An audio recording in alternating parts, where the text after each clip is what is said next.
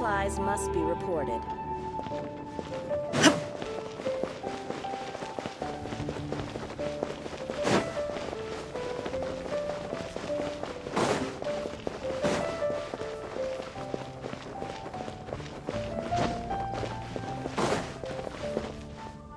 Oh, it's you! Didn't think I'd be running into you here.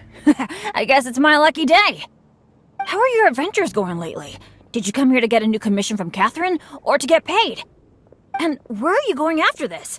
Bet you've got a really exciting adventure lined up, huh? Oh, I'm talking too much, aren't I? I'm sorry. I was just so excited to run into someone I admire so much. And, maybe a little starstruck, too. Of course! You're the mysterious traveler, the hero who quelled the Storm Terror crisis, and the leader of your own adventure team to boot. If I'm being honest, I'm totally jealous of all your achievements. Yeah, word's been spreading in adventurer circles for a long time now. Your adventure team shows up all over the continent. It might look like you're just handling a bunch of boring commissions, but then, as soon as something big goes down, you're always there. Anyway, I just really envy you. You're sort of like the protagonist of this world or something. Me, on the other hand, I'm just some unlucky guy. My adventure team even... never mind. I shouldn't get all down in the dumps in front of someone I admire. I should be open to see what I can learn. Speaking of which, I have a favor to ask. When you go adventuring later, can I come and watch?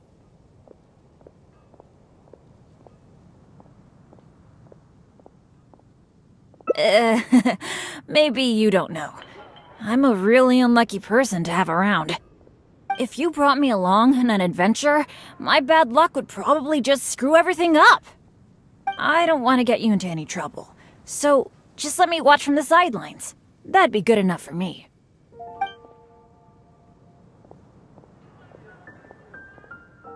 Really? I didn't mishear you, did I? You mean... go adventure with you?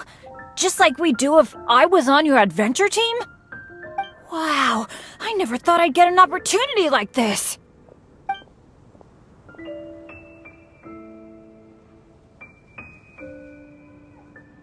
Don't be so modest. I've heard all about the great things you've done, not to mention the high praise you get from the Adventurers Guild.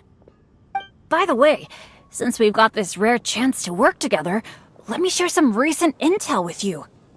According to my friend Fischl in the guild, a mysterious and dangerous ruin has recently been discovered. Based on how the guild ranks the difficulty of its commissions, it's probably between a rank B and a rank A. Normally, I wouldn't feel confident about taking on this level of commission. After all, with my poor luck, it's safer for me to take on commissions that are a few notches lower than my actual ability. But since you'll be joining me this time, it'll be a piece of cake, right?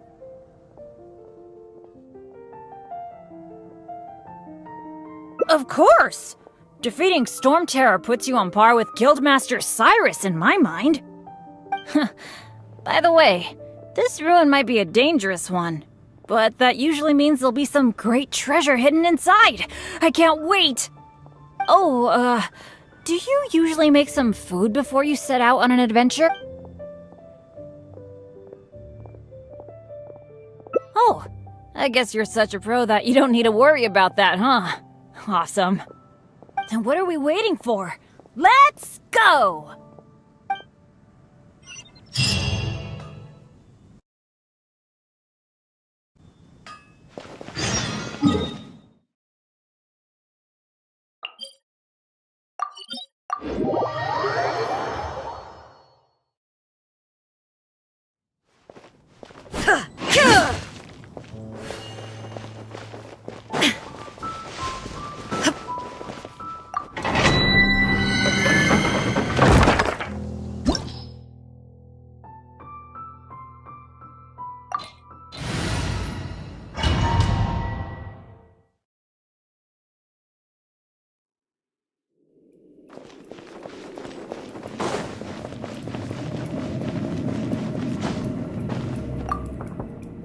feels pretty ordinary here.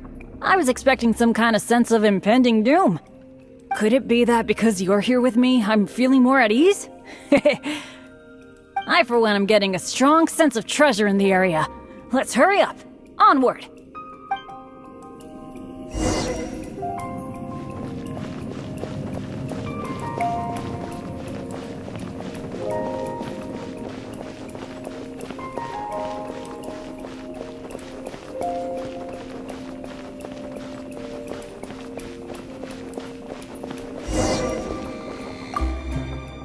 This room's setup seems to be somewhat tricky.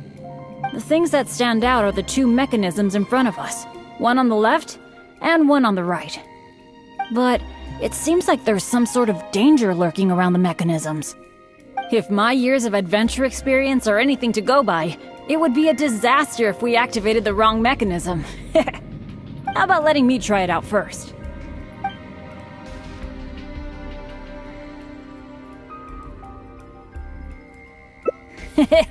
Leave it to me.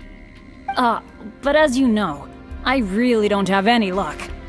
So, I'll leave it to you to decide which of these two mechanisms we should trigger. That's the one I was thinking of too! Let's see.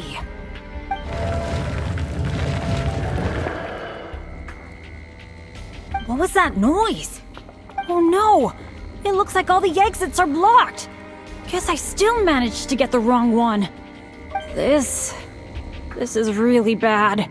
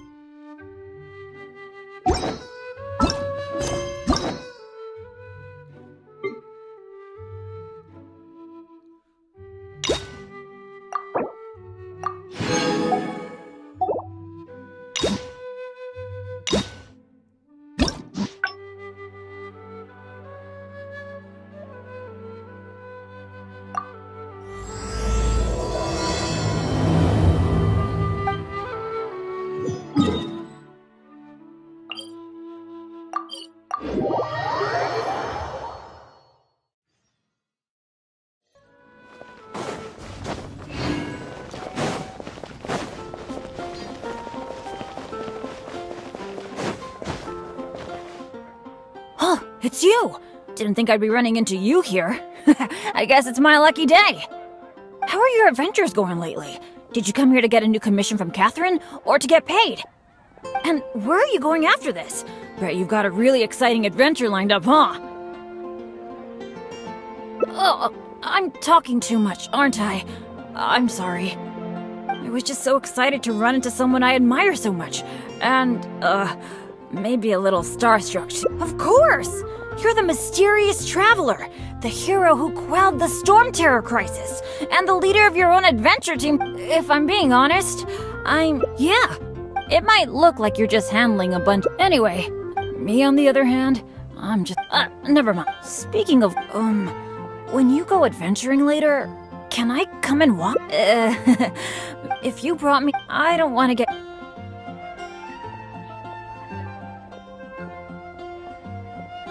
Really? You mean... Wow. Don't be so By the way, according to based on how the guild normally, after all, but since you'll be joining... Of course! Oh, then what are we waiting for?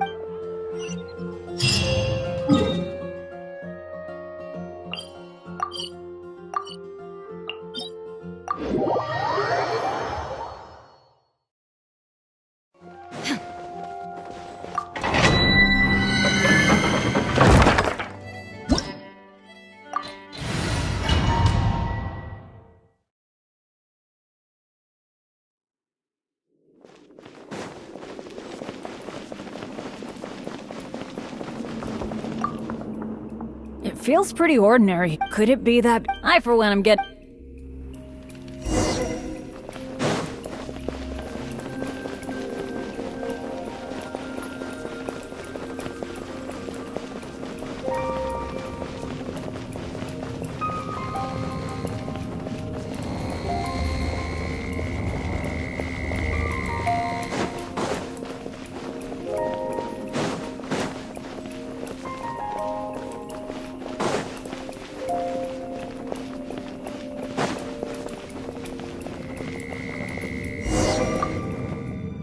this room's setup seems the things but it's if my years of how about letting me try it out for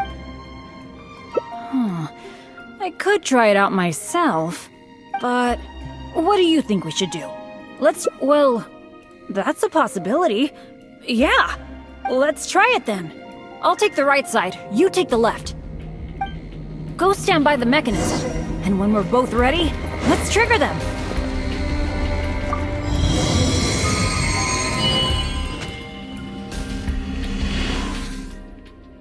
Cool!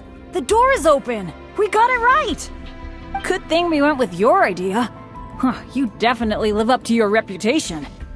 And I haven't had this feeling of working together with friends in ages. I've really missed it.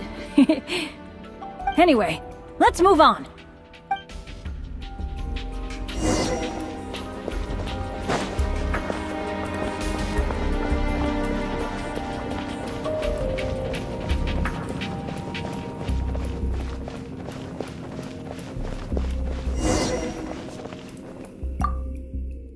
Oh, so this room has 4 mechanisms, which means... That's what I'm thinking, based on the last room. I think we're gonna need 4 people to trigger all the mechanisms at the same time. If only the rest of Benny's adventure team were here. I hate to admit it, but the truth is, it's gone. It remains in name alone. The only reason Catherine hasn't deregistered Benny's adventure team is because she took pity on me. In fact, the number of adventurers on the team has been below the registration requirements for a long time already. Yeah. Royce, Heckler, and Jack were all members of Benny's adventure team. A lot of things went down, but it mostly ended because of my bad luck. I completely understand why they quit the team.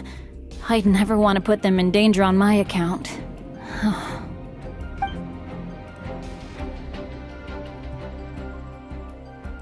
Yeah, I felt really let down at first, but I'm pretty much used to it now. It's okay. Even though I'm the only one left on Benny's adventure team, one day I'm gonna make sure its name is known all over Teyvat. Thank you. Let's focus on the problem at hand. Sorry. The thought of the adventure team got me all sentimental. Now that I think about it more carefully, maybe we're making too many assumptions about the solution to these mechanisms.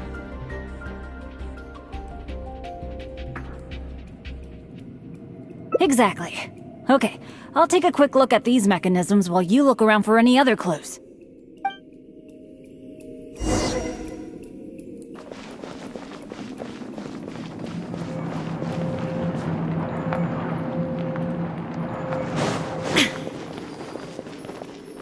There doesn't seem to be anything here.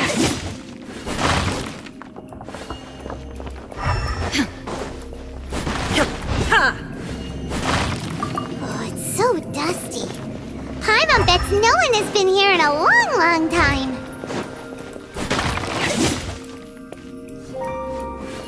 Hey, that looks like a notebook. Let's grab it and check it out with Bennett, shall we?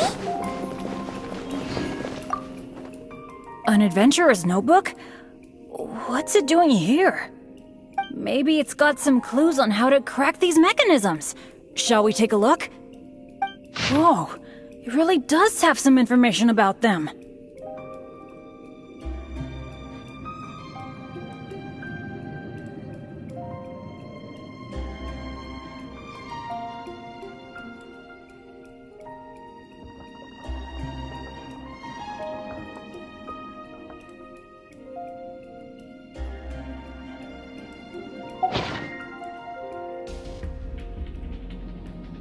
It seems that the writer is holding something back.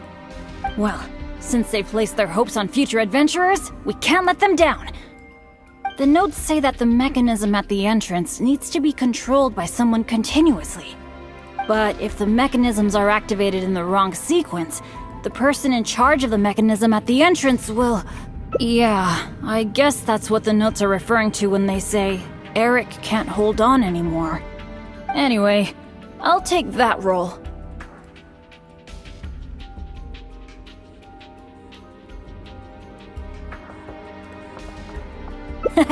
It's okay, it's okay. Getting injured is just part of my daily routine. I'm pretty used to it by now. At the very least, I should be able to last longer than this Eric guy. And more importantly, I trust you. You can definitely crack this mechanism puzzle, right? I mean, come on! You're the great adventurer that I've always admired! Alright. Let's just focus on solving these mechanisms. Remember what the notes say. The number of torches is not the hint for the activation sequence. Perhaps the sequence is related to the position of the torches on the ground. Well, don't put too much pressure on yourself just because you're afraid I'll get hurt. Just go with your gut and do it.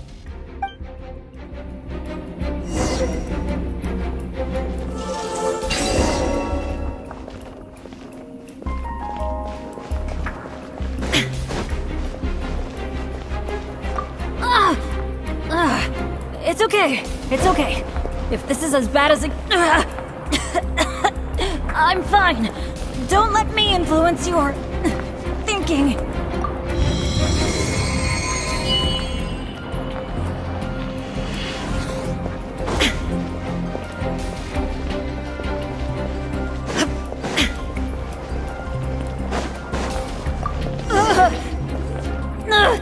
Is it over yet? I think... I'm sorry.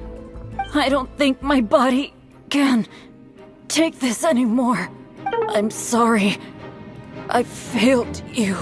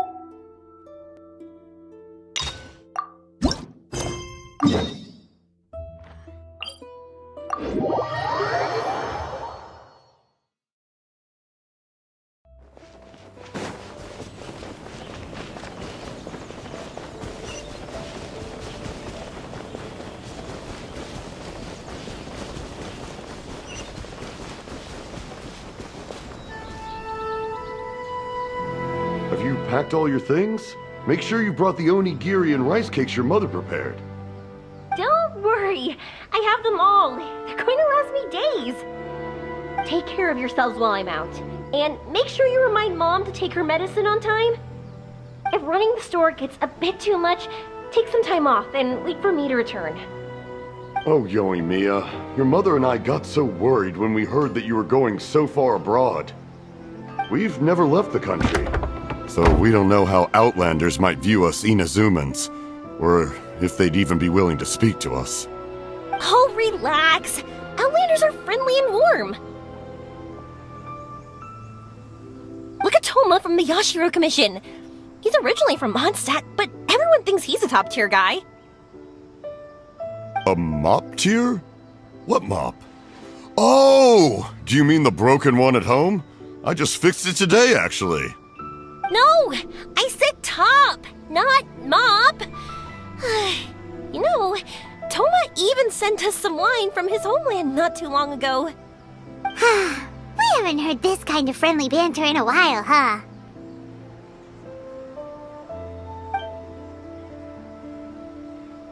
Oh, hey you two!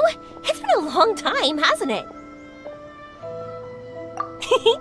I'm excited because I'm going on a trip soon. Many things have changed. Lots of Outlanders have come to Inazuma, and lots of Inazumans have gone out as well. You two have been adventuring all over Teyvat, so you might not be able to understand, but for us, this is a long-awaited chance to go out and fulfill our dreams. That's right, the Sakoku decree is gone. Ah, I remember you two. You're Yoimiya's friends, yes? Word of your incredible accomplishments has spread throughout Inazuma. My daughter's a big fan of yours. She said she'd love to be like you two. Come on, Dad. Who's never dreamed of becoming a hero? Oh, thanks. But I'm just your average artisan. The quiet life suits me better. But if an opportunity presents itself, why not try to show your stuff, right? All right. Did you two come over today to order some fireworks? Oh, sorry. I got carried away. Well, I'm gone. Dad's in charge of making fireworks. You've seen how skilled he is, so there's nothing to worry about. Oh no, we aren't here to do business or anything. We just happen to be passing by. Oh, so we're all here with time to spare? What a treat! In that case, let's chat some more. I'm not in a rush anyway. Sure. So, where are you planning to go? No clue. Huh? I say that, but I do have a travel goal. To see Tibet's grandest meteor shower. But I don't know when or where it'll happen. So, I figured I can search while I travel. That's it? No details? Nothing? Not right now. Since this meteor shower was originally something like a family legend. A long time ago, the Naganaharas were inspired to create new fireworks after watching such a meteor shower. Dad says that inspiration is a combination of what you see and what you know. Different people can see the same thing, but have different thoughts. Inazuma today is completely different from how it was in the past. If I can see this meteor shower, I'm sure I'll be able to come up with a new kind of firework.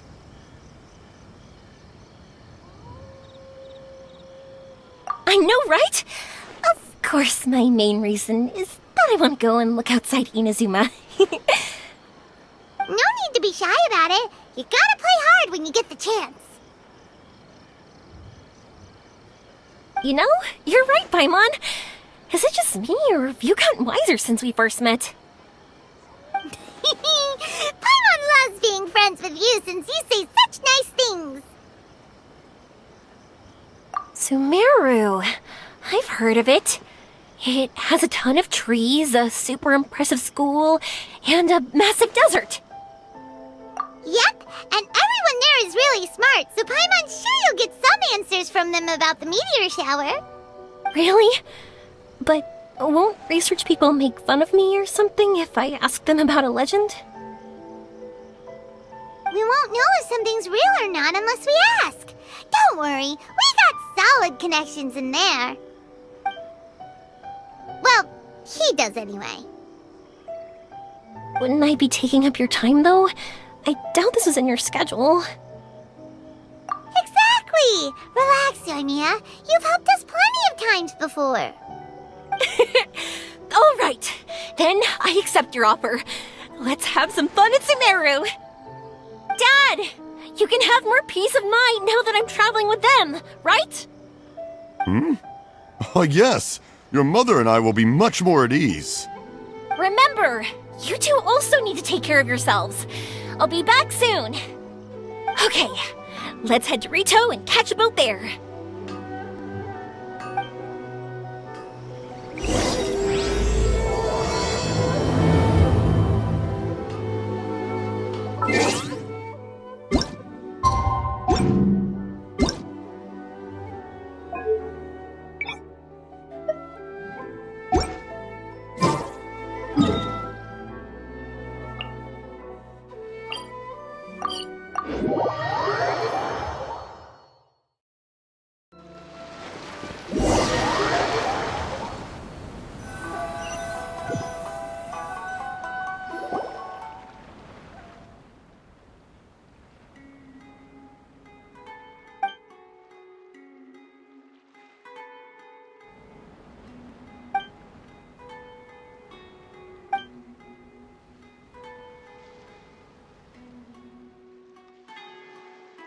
Wow, so this is Sumeru?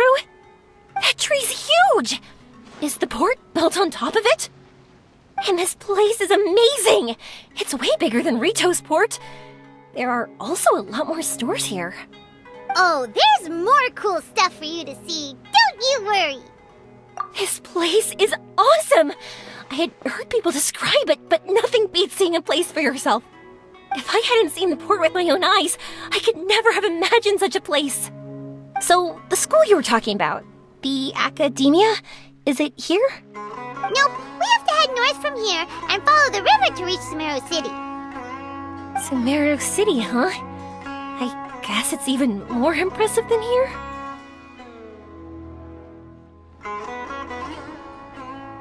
Even bigger? Oh, I wonder if it's as grand as Sangonomiya Shrine. Whatever the case, why don't we go to Sumeru City? Oh, I'm so excited that I don't even know what I should be doing anymore. The important thing about going on a trip is to enjoy yourself. You don't have to think so hard. I'm just worried that if we don't get down to business soon, we'll take up too much of your time. But if you insist, then let's look around.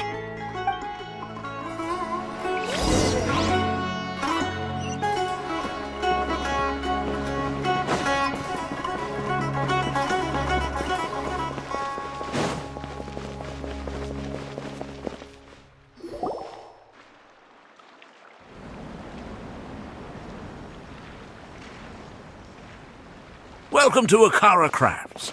Feel free to have a look around. Wow, what are these? They're so cute. This is our current bestseller, the Aranara carving. Their designs are based on the fairy tales that circulate amongst children, so they're very popular with them. Miss, are you from Inazuma? Oh, this would be a great gift for you to bring back home. Oh, I know about Aranara. You two told me about them on the ship. I didn't think they'd be so cute. No wonder the kids like them. Oh, they're all so pretty. Let me take a better look. Paimon knew Yoimiya would like this kind of thing. But even she might have a hard time seeing a real Aranara. Yeah, sorry, Yoimiya, but we need to keep our promise to the Aranara. That's sad. Paimon doesn't think Yoimiya would mind too much. Her world's already chock full of imaginary creatures. I think I'll get this one. Ooh, that one. And the other two that you showed me earlier. You're buying that many? Yep, I'm going to give them out to Saika and the others. They're going to love them. Oh, and these carvings can also be used as prizes in matches against the Arataki gang. They'd also look great lined up by the window. Think about it. You wake up, and the first thing you see are these adorable critters. Wouldn't they brighten up your entire day? Okay, thanks. In that case, you take your pick too. For some reason, Paimon thinks it kinda looks like you, Yoimiya. Now that you mention it, it kinda does. Hello, Nara Paimon. My name is Arania. Is that how they talk? Hope I remember correctly. That was really good! Wow, great memory! We only talked about Aranara that one time on the boat. That's because they're so interesting. I'm pretty good at remembering those kinds of things. Of course. Thank you for your patronage. You all are an entertaining bunch. I hope you enjoy your time here in Sumeru. That's about it for Port Ormos. Next up is Sumeru City. All right, let's get to it.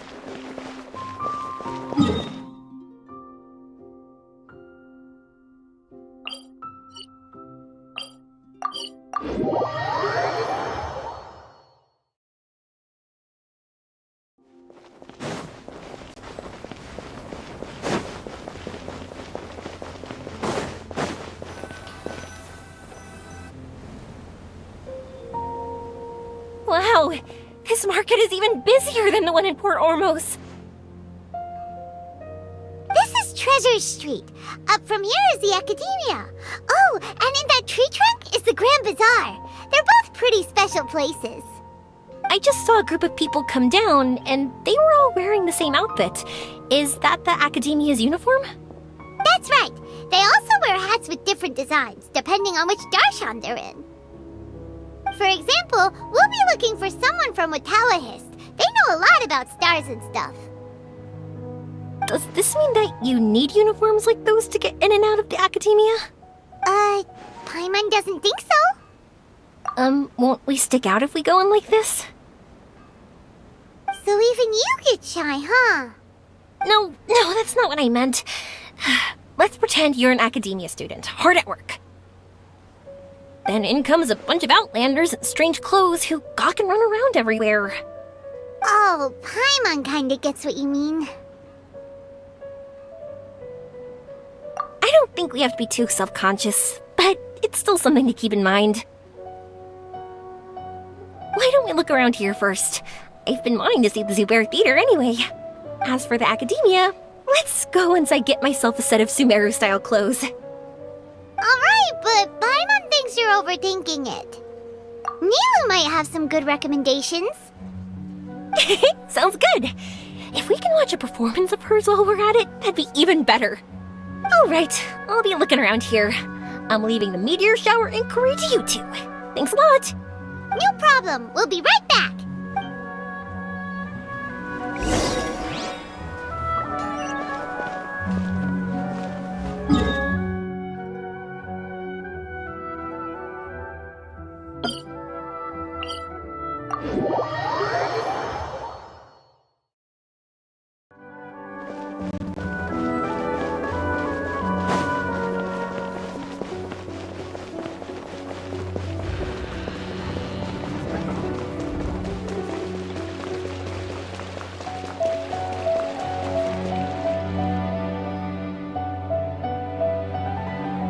We said we were gonna find someone from Watawahist, but now that Paimon thinks about it, no one really fits the bill.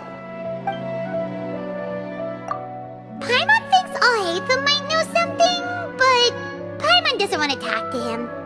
Oh, why don't we just ask around? Maybe we'll run into someone from Watawahist. Looks like you two are in the pickle. Why not consult someone who always tells you everything she knows? Nahida! Oh, why are you here? I'm here to meet with some researchers, but when I saw you two looking so troubled, I decided to follow. Looks like I showed up just in time. Okay, we might as well tell you. We have a friend who's come to Sumeru. I see. Your face says that it's gonna be a long time before the next meteor shower. My answer is going to be even more of a disappointment. You may have heard that the stars are related to people's fates. Yeah, lots of times.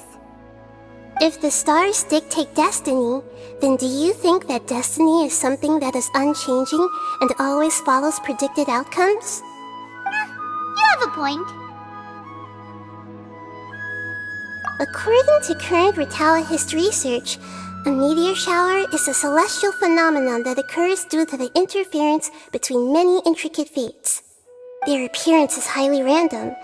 Some have tried coming up with ways to predict their occurrence, but the results are less than reliable. This is a far cry from folktales that claim meteor showers come at certain times and bless all who witness them. So, you mean we won't be able to see one? I'm sorry to disappoint you two. If we tell this to Yoimiya, she'll be so disappointed. What now? There has to be something we can do.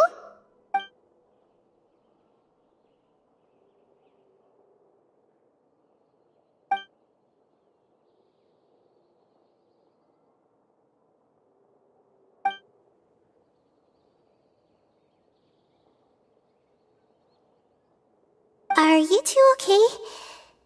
It seems the news hit harder than I expected. Paimon just thinks this isn't fair to Yoimiya. I get it. From how you described her, I can see that she is a kind and caring soul. So, why don't we take a page out of her book and protect her dreams with a well-intentioned lie? Oh? How do we do that?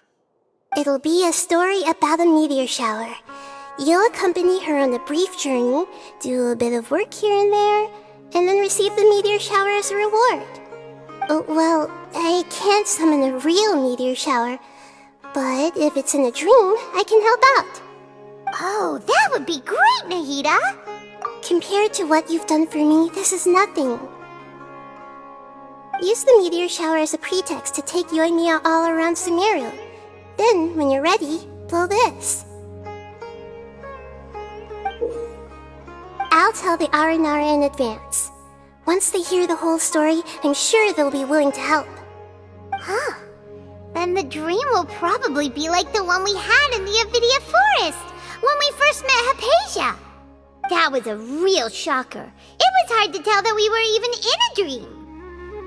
Once the meteor shower ends and you all awaken from the dream, she'll probably realize what had happened. If you tell her the truth at that point, she should be a lot less disappointed. Paimon thinks this is the best way to simulate the meteor shower. Thanks, Nahida. You're welcome. I'm glad I could help. Still, you two should get this story straight before you join up with your friend.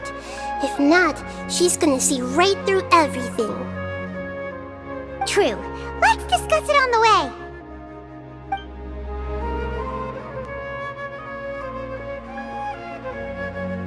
So what we need to do is to make Yoimiya believe that the meteor shower is really happening and be super convincing at how we sell it. If Paimon wanted to go see a meteor shower, the things Paimon would focus on the most would be... Yes, exactly!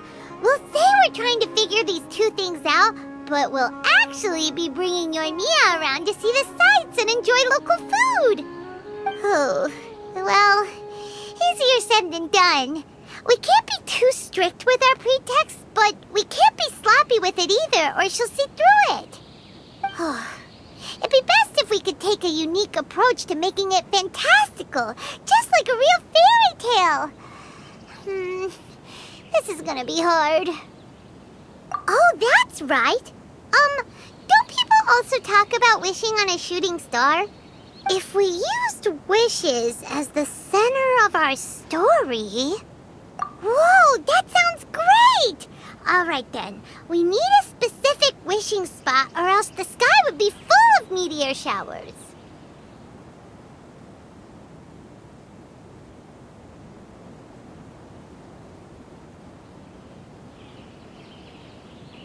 And then, while we're supposedly finding or making this device, we'll go around and have fun and eat good food!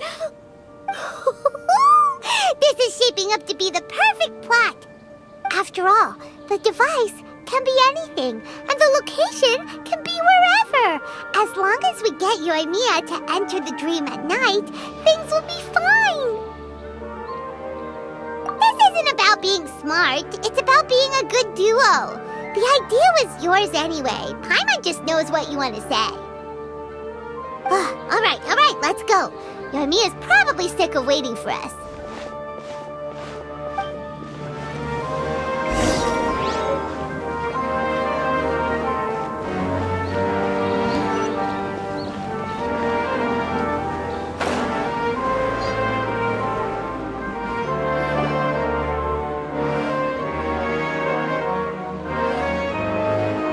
Thanks so much. If it weren't for your help, I would have gotten lost already.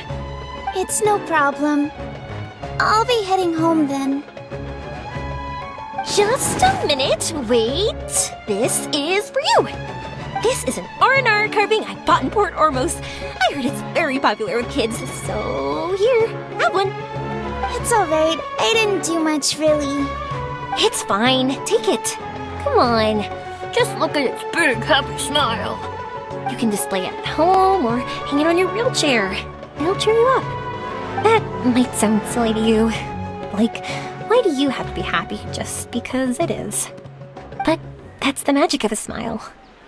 If you don't believe me, try it. Look at it a few times every day, and you'll understand. Actually, I feel like I already do. You love talking, and you love smiling too. I just don't understand why you're so positive. I've never met anyone like you before. Sorry, I'm not very good with words. But since you say so, I'll accept your gift. Want me to take you home? It's okay. I can head back myself.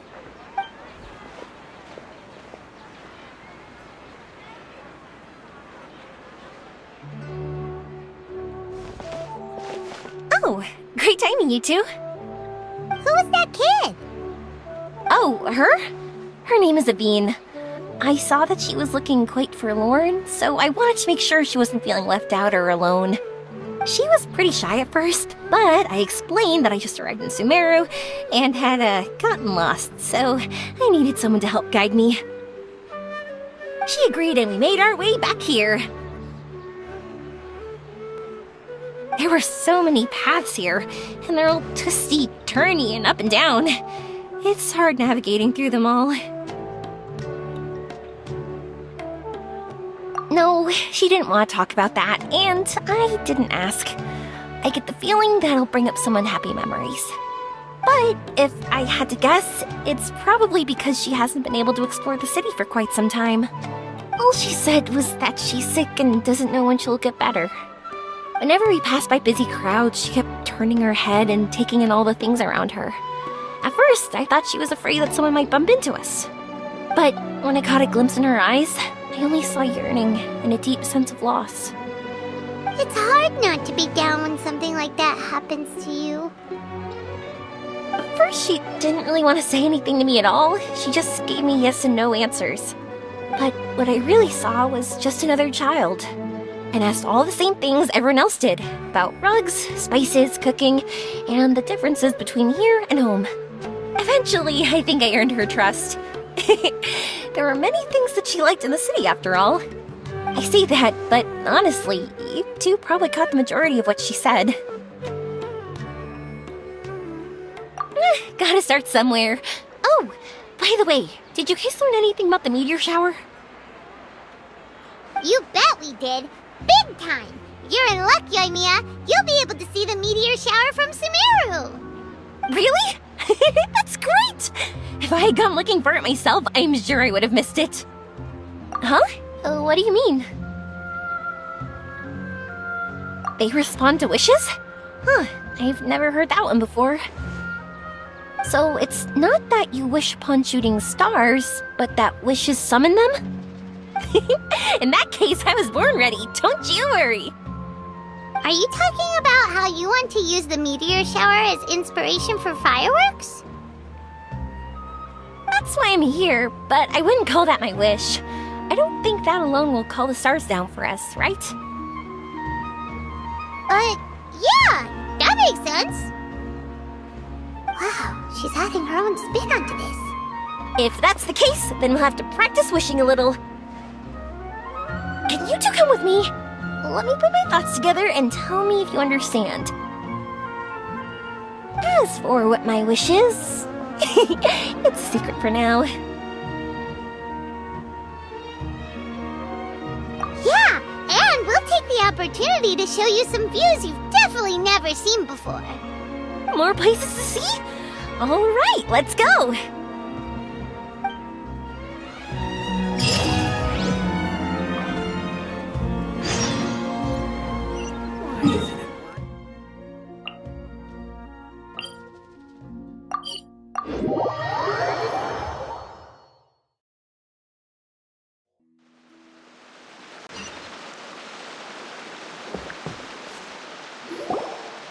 Wow, is that what you two were talking about? Amazing! It's huge! Wait, it's not going to suddenly start moving, right? Relax, it's completely still, and it's been ages. That's true. It's green from all the overgrowth on it. All right, let's go. Now, this will make for quite the story.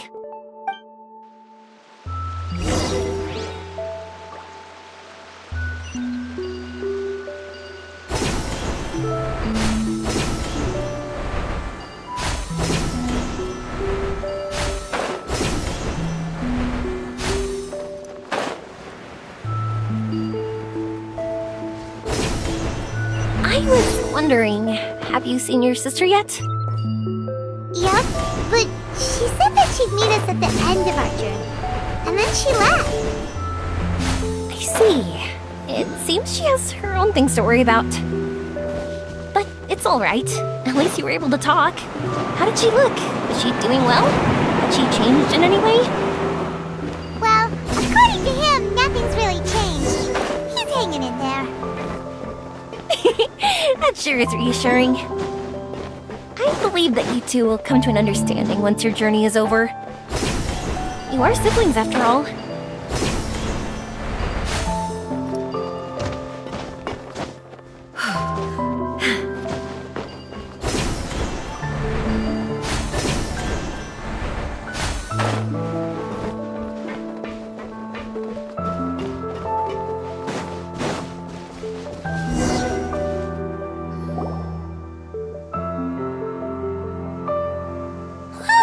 I didn't think we'd be able to climb all the way up here. What a great view! I just want to shout at the top of my lungs! Yeah, and even though we might not be viewing the meteor shower from here, it's a good place to practice. Oops, I was having too much fun and almost forgot about that. Before I left Inazuma, many people heard that I was looking for a meteor shower, so they told me that they wanted to make wishes. I told them that they could write their wishes down on paper, so I ended up collecting several dozens of wishes. Whoa, that many? That's part of it, but more importantly, I've been wondering why people link meteor showers and wishes in the first place. After a lot of thought, I think I figured it out. People use fireworks to remember their most precious memories, and these memories sparkle and shine each time the fireworks fly.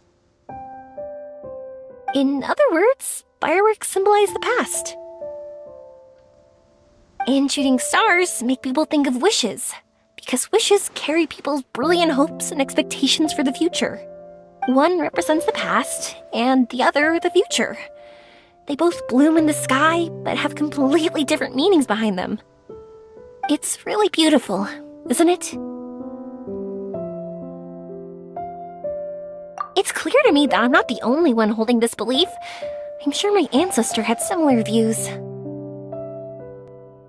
I think that's how he drew inspiration from the meteor shower. His method was a wish of sorts to begin with, to join the past and future together and combine their beauty.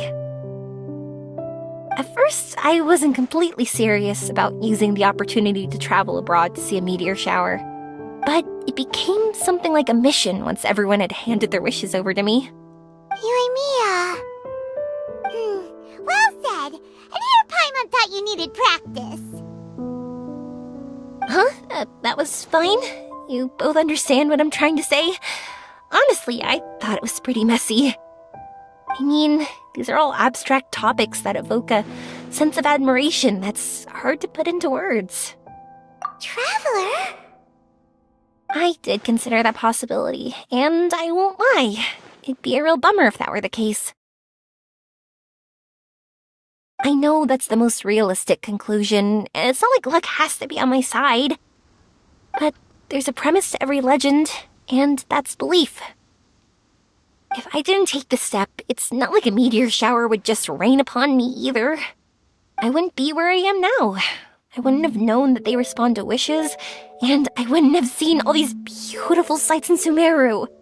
So I'm looking forward to the rest of our journey, every single step of it. You really are amazing, Yoimiya. What? Oh, nothing. Paimon just thinks you're doing a good job with the wishes. Now we just need one other thing. Like we said earlier, we're gonna need to build a device. Yep, and once we use it to create an observation device, we can find where the meteor shower will be. I see. The purest ore. Then why don't we go back to Sumeru City and ask the blacksmith? I chatted with him a bit when Aveen was showing me around. He seems really knowledgeable. I bet he'll know something. But wouldn't we be bothering him? No one knows more about ore than a blacksmith. That's true. Let's go! I wish we could fly over. What are we gonna do? If we really ask the blacksmith, he's gonna give us funny looks for sure. You're right. Paimon will do her best not to say anything wrong. At first, Paimon felt bad about keeping Yoimiya in the dark. But now, it feels like we made the right decision. Yep, that's why we're doing all this.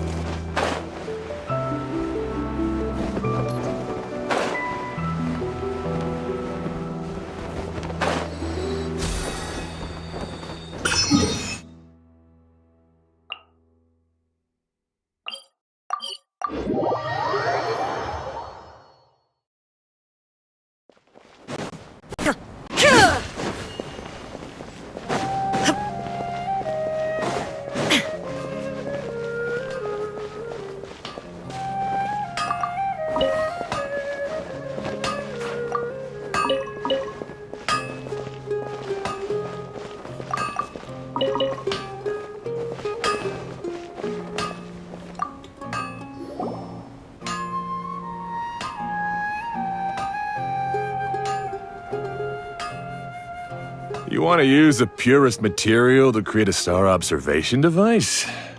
That pair of specially crafted lenses should do the job. However, purest material is too vague. It'd be better if you were more specific.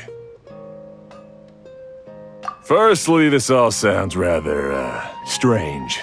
I never heard that legend about meteor showers. You sure you're not just messing with me? Sorry for the trouble, but we're kinda messing with someone. Sorry, Inazuma's pretty far, so maybe some key information got lost across the ocean. Still, I want to at least give it a shot. Even though the information's vague, can you help us at all? Well, sure. Why don't I use some materials that might fit the bill and create up a mock-up device for you? That'd be great! Thanks so much for your help. No need to be so polite. You're my customer. Also, this kind of project is a nice change of pace.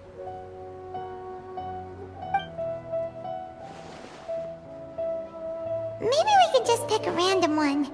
It's not like we're really gonna use it anyway.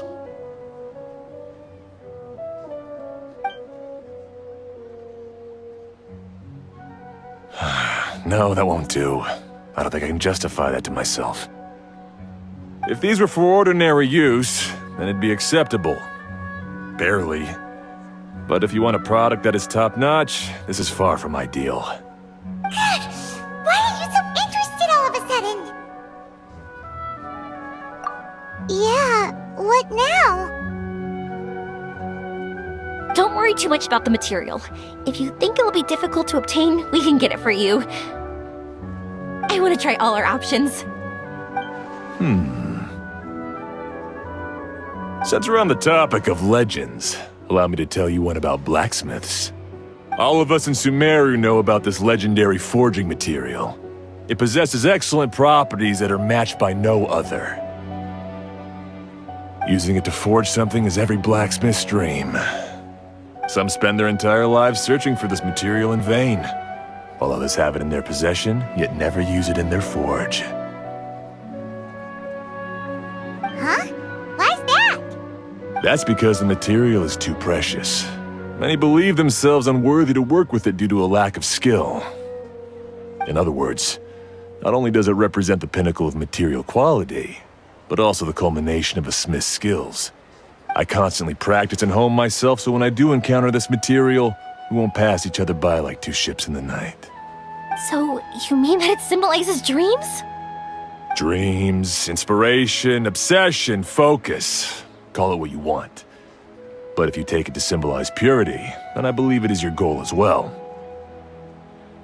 We call it Earthstone, but in truth, neither I nor my colleagues have ever seen it.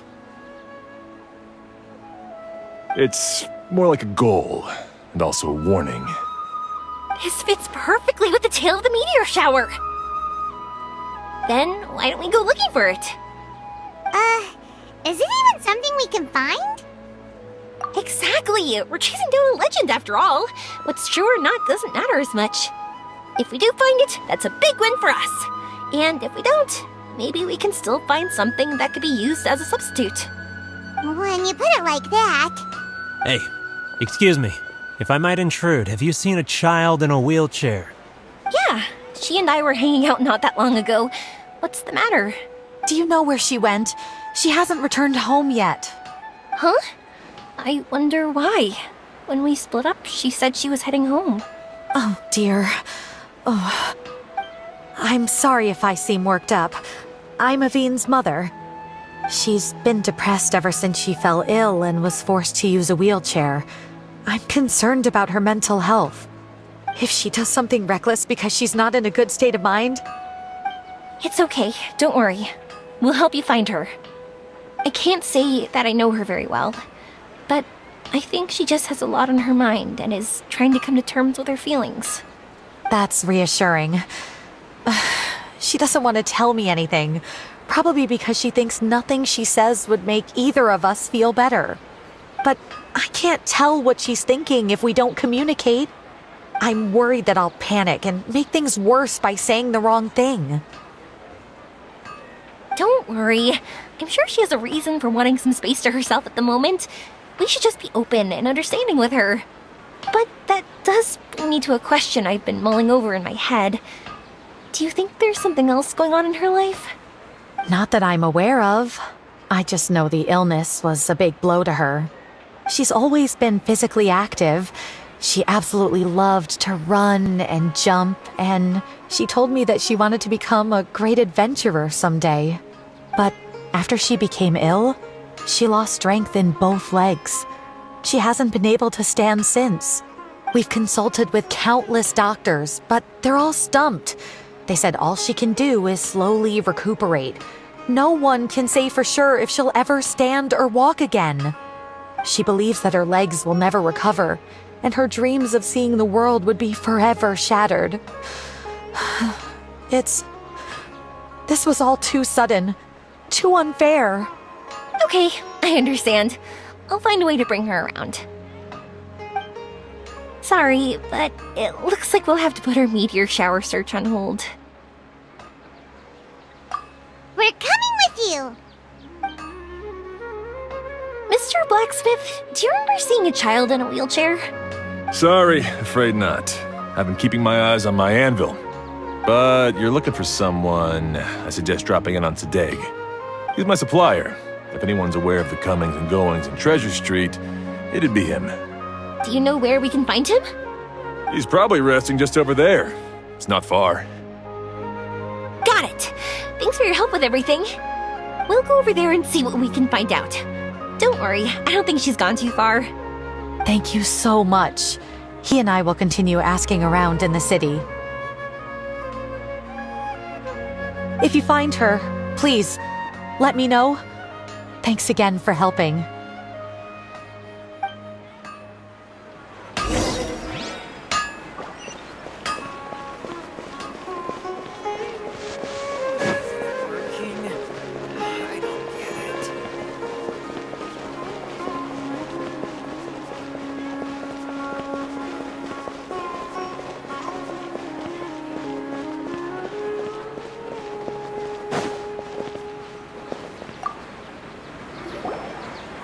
Excuse me?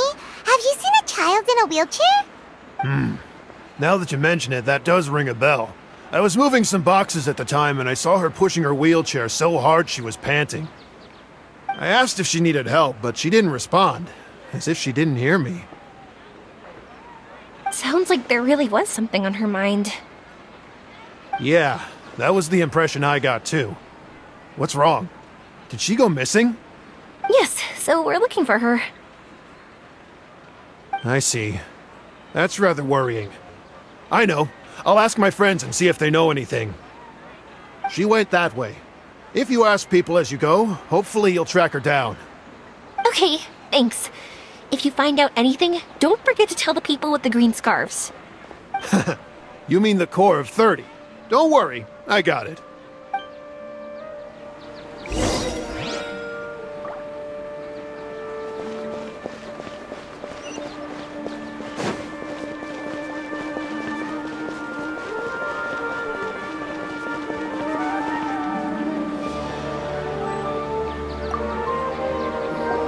Excuse me, we're looking for a child in a wheelchair? Oh, I remember her. She went that way not too long ago. I asked her what she was doing. It's my job, after all. She just said she had something important to do and didn't want to be disturbed. That seems a little weird. Whatever the case, she left the city. If you follow that road, you should be able to find her. Gotcha. Thanks a lot.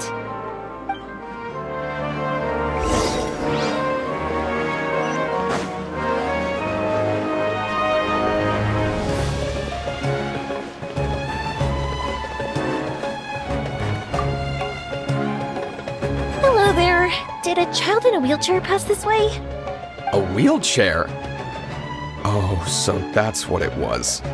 I didn't get a good look, but something going pretty fast went sliding down that slope over there. Oh no, how dangerous. For sure. There's terrain of all sorts outside the city, and if that was the kid... Got it. It was over there, right? We'll be going now. Thanks.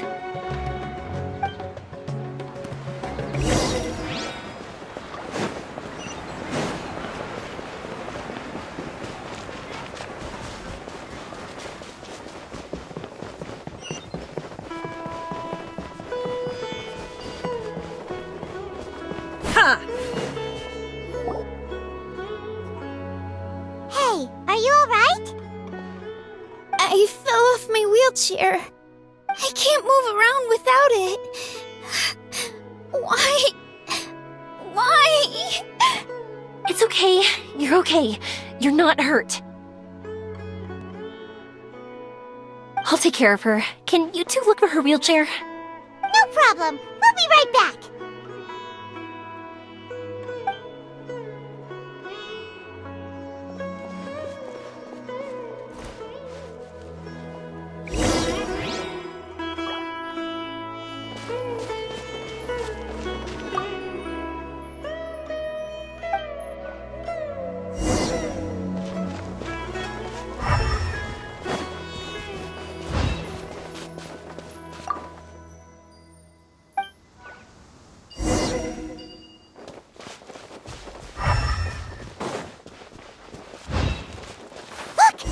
Wheelchair.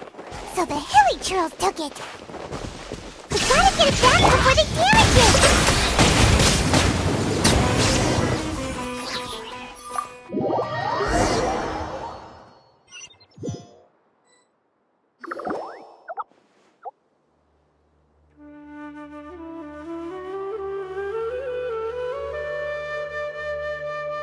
All right, we're in luck. Looks like the wheelchair's still working.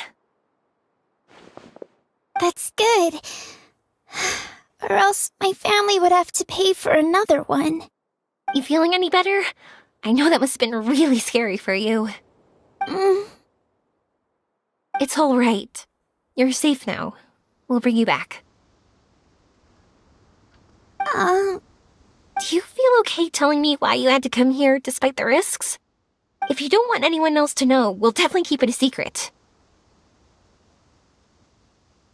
That's right! You can trust us! The Aranara carving. My bestest friend. He went missing. The carving? Mean the one I gave you? Yeah. My illness is really bad. It's not just my legs. I've forgotten a lot of stuff too. I used to love running. I loved the feeling it gave me, and the sound of wind rushing by my ears. But the longer I sit, the cloudier those memories get. I'm starting to forget how it feels to love something. But when I saw that wood carving, I remembered that I once had a best friend. He'd always run with me. Wait, was he an Aranara? Paimon meant that it couldn't have been an Aranara, right? They're just fairy tale characters. But they aren't. They're real. They couldn't be more real. Hey, I understand. Okay, let's calm down. Tell us what happened so we can help you. Sorry, I got carried away. And I don't have any evidence to show you. Everyone says you can't see Aranara anymore once you become an adult. You have to say goodbye to your Aranara friends forever. I can't remember his name, or how he looked like. And soon, I'll even forget that he used to run with me. I don't want to become an adult. Not like this. I understand now. When you saw that carving, you were reminded of your friend. You came out here to look for him and remember that friendship, no matter how difficult things got. Isn't that right? Yes. I want to see him. I want to tell him that I'm not angry with him, and that I didn't want to break our promise. But then, this happened. I'm not angry with him. Not at all. Cheer up. Something beautiful has happened. Beautiful? That's right. You remembered something about the Aranara, haven't you? Once you start remembering more things, you'll be able to find your friend again. And I'll help you. Yoimiya, does this mean that you can also see Aranara? Sorry, I don't know if I can. I've only just arrived in Sumeru. Maybe I haven't seen one yet, or maybe I can't see them at all. But that doesn't matter. Whether I can see them or not doesn't change my belief that you can. What do we do? Paimon really wants to help her. She didn't deserve any of this. Not her illness, or being separated from her friend, but...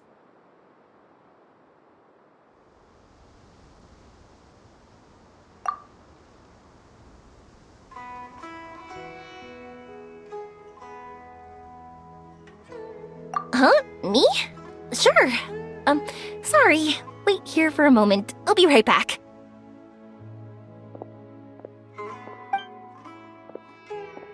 What's wrong? You look so serious all of a sudden.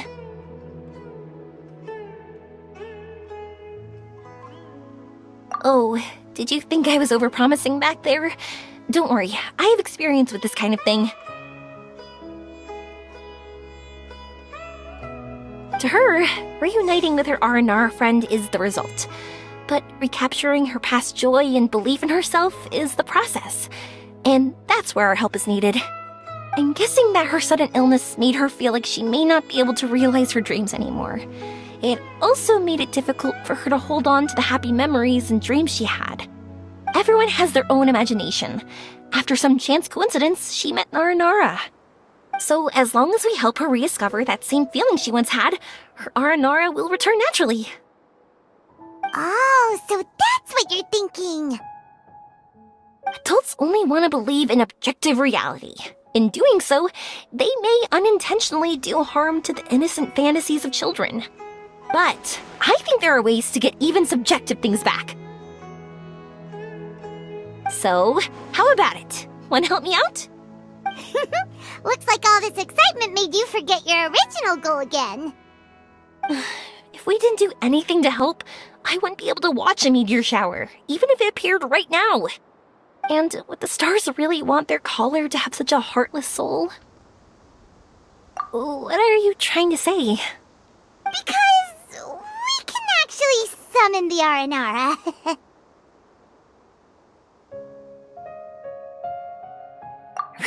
Really? Just watch! We have some tricks up our sleeves.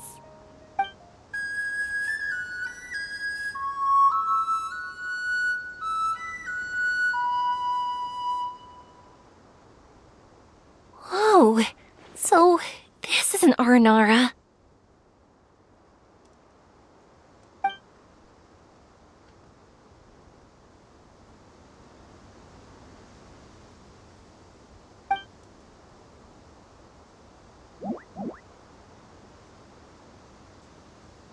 I'm the one who should be apologizing.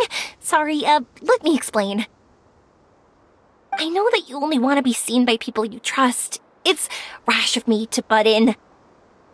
But this girl once had an Aranara as her best friend, and they haven't met in a very long time. She's been quite ill, and her world has been turned upside down. It's been so long since she's been able to see her friend that even her memory of him has become hazy. Parting with a friend like that is too sad, and she never wanted that to happen.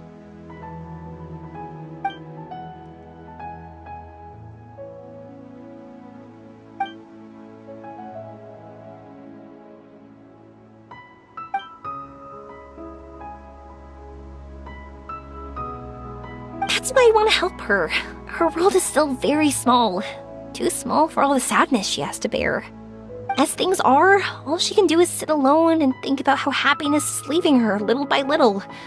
About how life has been so unfair to her.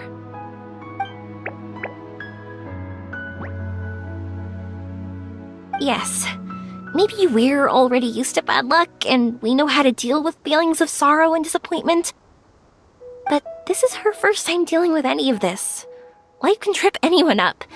What's most important in times like this is for us to support one another.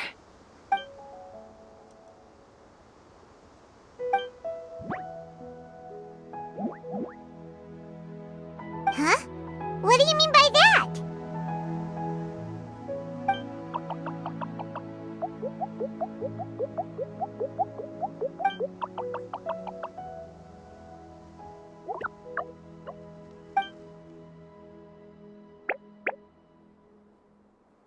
So, that means...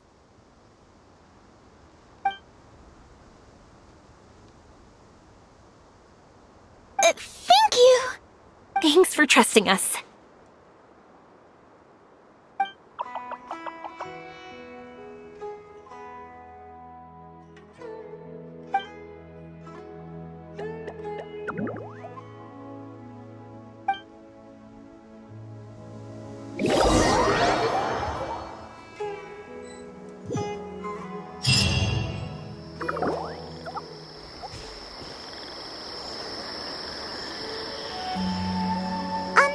Paimon's been meaning to ask what you meant by prepared.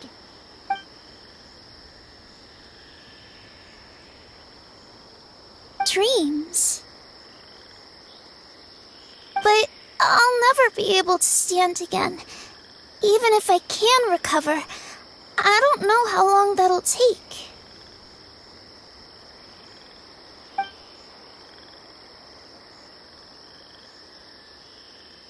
My heart?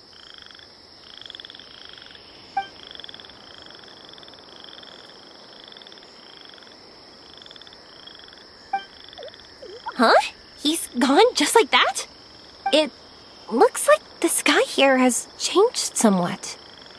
My heart.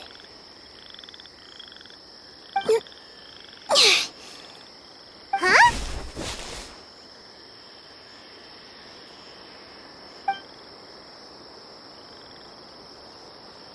I stood up. It wasn't hard at all, and it didn't feel weird. It was like how things were before I got sick. Wait, so that means we're... not our first time in one. No wonder Araporva said not to worry. Aveen can move freely in this dream. Wow, that's amazing! Is this the power of my heart? How amazing! Now we can all look for Arashani together. Come on, let's race. Let me see how good you really are. I might not have recovered yet. Whatever, let's go! I won't lose, not even to an adult! And off she goes! want that she'd need more time. That's true. Let's catch up with them.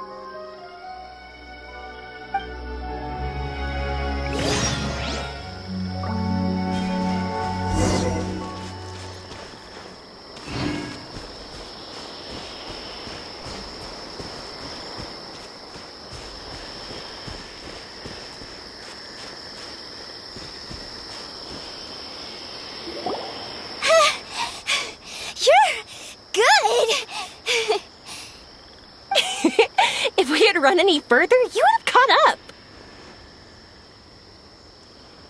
Aveen was neck and neck with Yoimiya.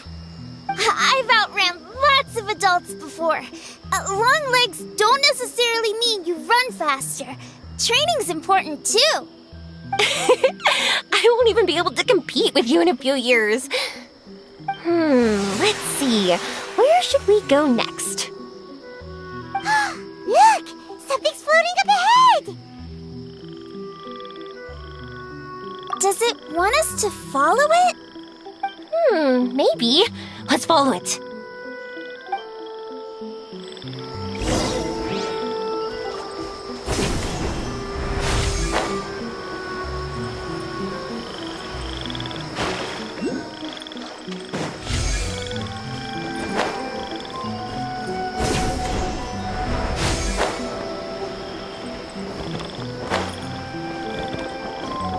The festival ends.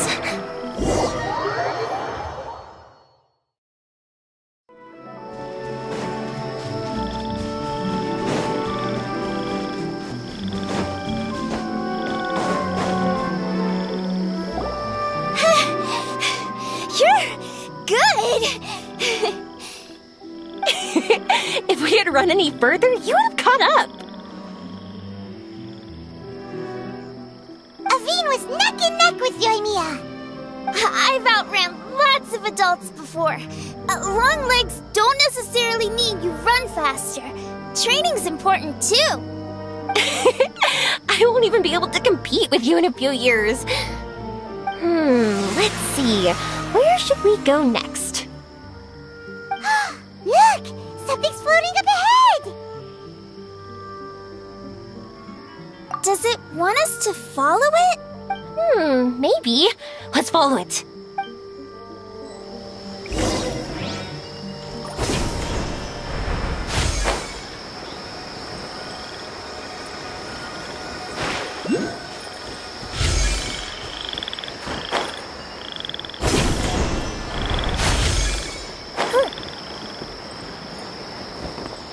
Up and away. Want to keep chasing after it? You're not feeling worn out yet? Getting tired is part of running, and I love everything about running.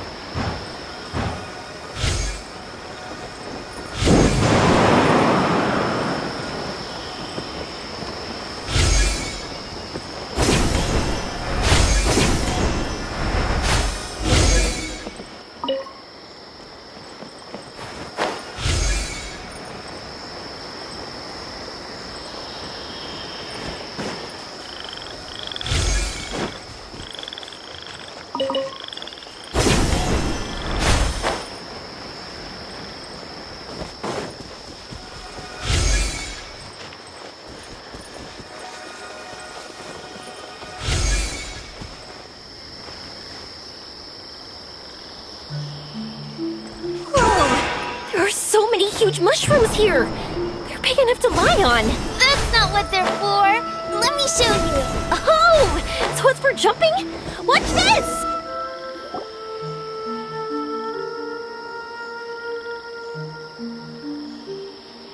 So, this is our destination? But Paimon doesn't see an Aranara, just this big stone. I'm so happy. I almost forgot how it feels to be this happy. You know, at first, it felt like my world had shrunk down to a tiny space. But as long as I continue moving forward, new sights will always appear in front of me. My world will keep expanding before my eyes. Even though I don't know how I did it, I know I have you all to thank. Oh, that's not important. What's important is that you remember the joy of going through the world. Our memories don't just symbolize our past, they can also shine a light in our future. Once you find the hope in your heart again, that happiness will come back to you. Yes. Thank you, Yoimiya. Thank you all. Let's keep looking for Arashani. It doesn't look like he's here. Yeah. Then why would the star lead us here? I don't know how to explain this. I don't know what it is, but it feels very familiar. Almost like it's a part of me. I know. Could this stone be your Earthstone? Earthstone?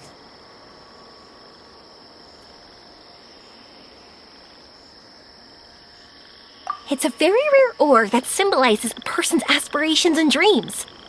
Since you can see it, that means you've found what you've lost. Is that how it works? It's just like in fairy tales. I thought I'd stopped believing in those. But I'm glad that I found that belief again.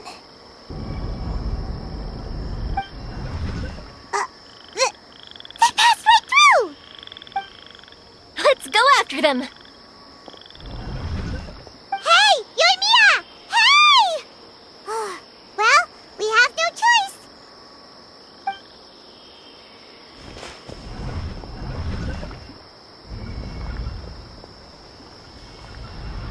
We passed through, but nothing seems to have changed. Arashani?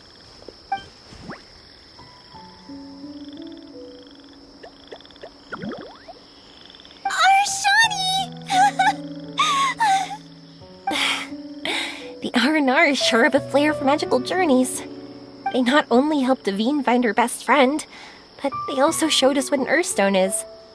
Oh, we have to look for one of our own later, to make the purest lens. Yep. It's kind of funny, but Paimon thinks we can actually do it. But we have to bring her back to Sumeru City first. Her mother must be worried sick.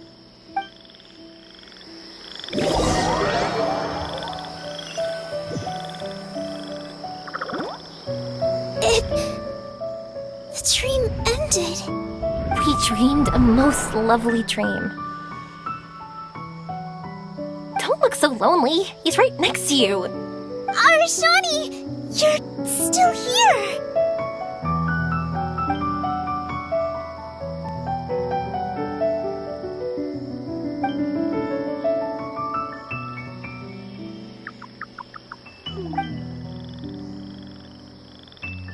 It's okay.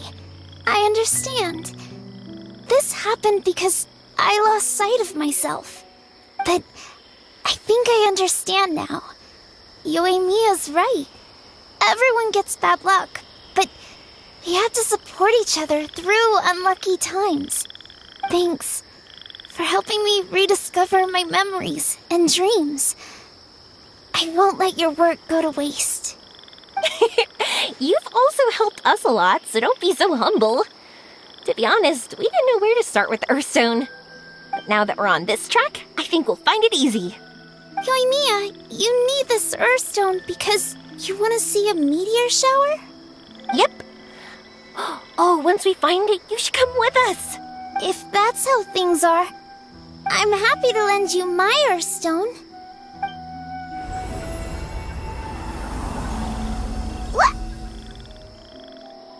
What just happened?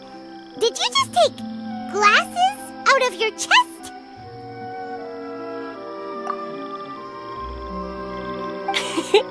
How'd you know we need this? I didn't. I just thought that since you helped me find my precious friend, I should help you using something precious to me. And then the light turned into this. Is this what you needed? Thank you. I didn't expect us to solve our problem like this. All right, time to give it a go. that I know how to use it, but let's see what my intuition says. Where are you? Where are you? Oh, I think I see it! Oh, it was, pretty obvious. Come on, I'll lead the way. Once we're done watching the meteor shower, I'll accompany you home. Also, thank you for helping us. Actually, let me scrap the pleasantries and give you a heartfelt compliment instead. You all are great storytellers.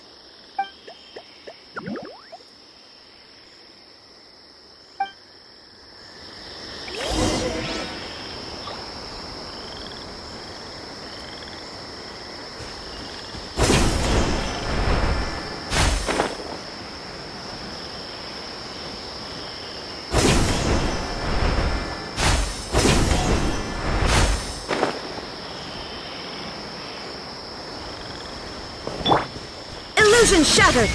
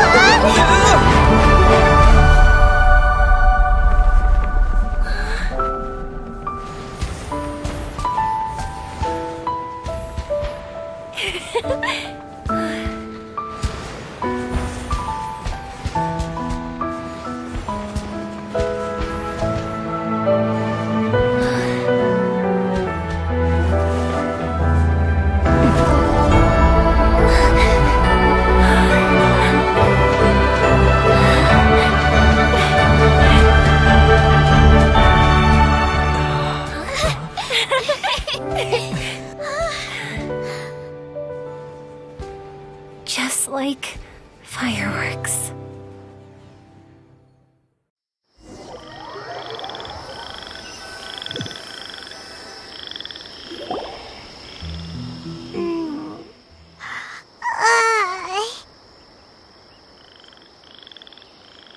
We're waking up already? But Paimon wants to watch more. The meteors we summoned flew up from the ground. They were exactly like fireworks. Ugh, I could have kept watching that forever. That was the realest, grandest, most magical dream I've ever had. Paimon too! Paimon didn't expect you to just pull us onto that shooting star, though. Honestly, I didn't think about it at all. I just thought it'd be a shame if we didn't try something crazy.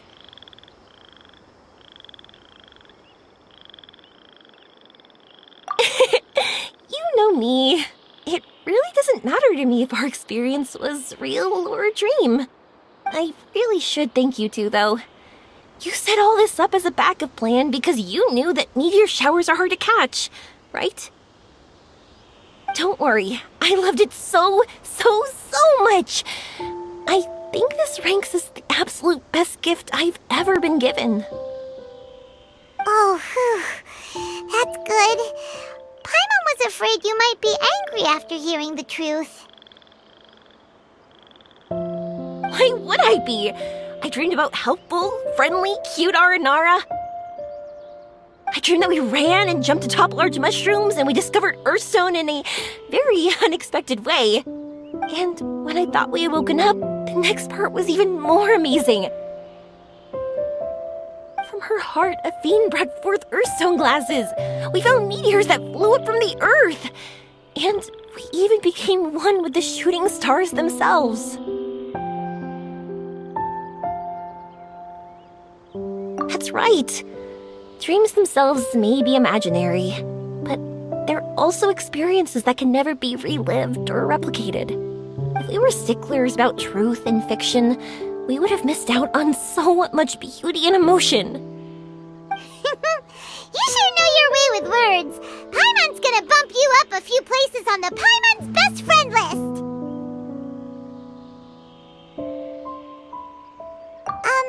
By the way, the Aranara, they don't usually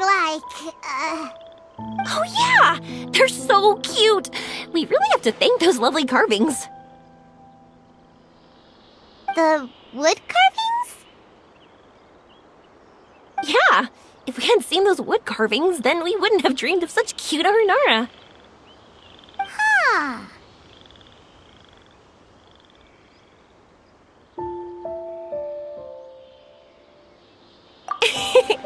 Don't worry, I know. I think they're very cute, and I'm happy to protect them. Well, it's almost time. Let's send her home.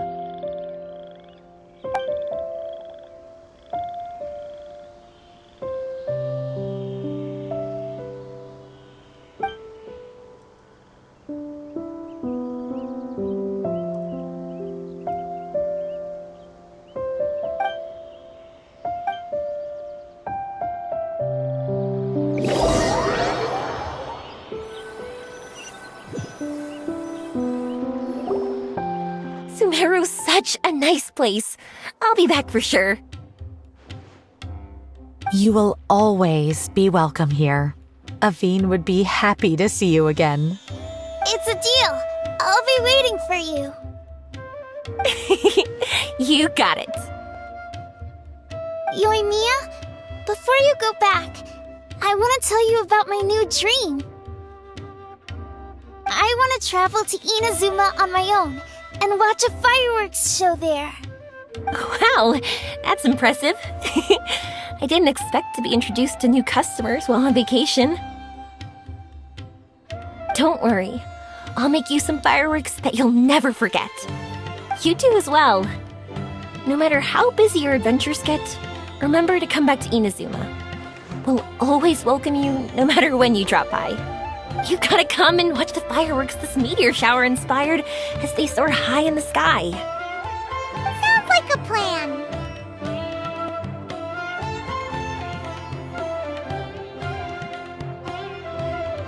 I will. You're as earnest as ever. Oh yeah, by the way, have a look at this. That's right, this is the one you helped me pick. And you said it looked kind of like me. I went to buy another one. This one's for you. Look at it whenever you're feeling down. Who knows? Maybe it'll raise your spirits. If nothing else, you'll know that I'm supporting you all the way. Of course, meeting in person is still better.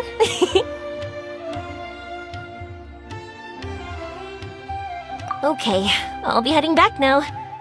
I'm sure we'll meet again soon. I really loved the trip you prepared for me. In fact, I'm totally impressed. No matter where you two go, I know that our friendship and its warmth will support you. So, go forward, to the end of your journey and to the ends of this world. See you around.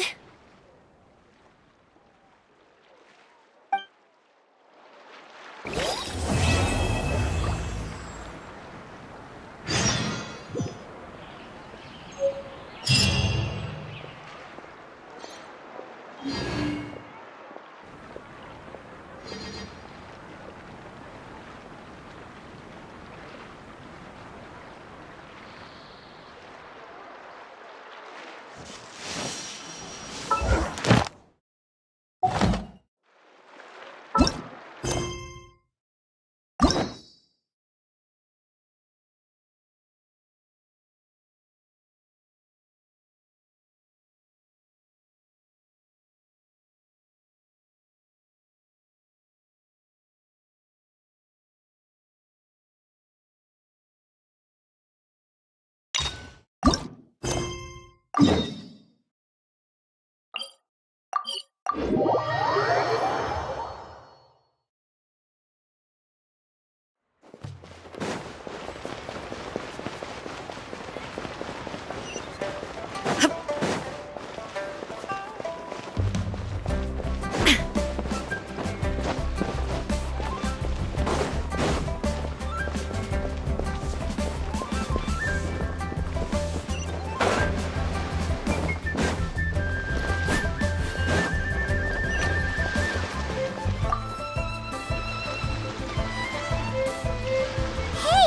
are you Uncle Dai? I am indeed. Ah, now then. You must be the adventurers assigned by the guild. Huh? How could you tell? By the clothes on your back and the look on your face. Experienced adventurers at that, I'll wager. Right again! You're pretty perceptive! In this trade, you need a sharp eye for people, not just rocks. Uncle Dai can see what you're made of from a long way off. Alright, my assistant should be arriving soon, so let's just wait here a moment. Woo woo! That's why we're here! Now there's someone else taking a cut? Well, to tell you the truth, this is a very difficult matter. Too much for adventurers alone to handle life here. So there is someone else! Do you think we're not up to the job?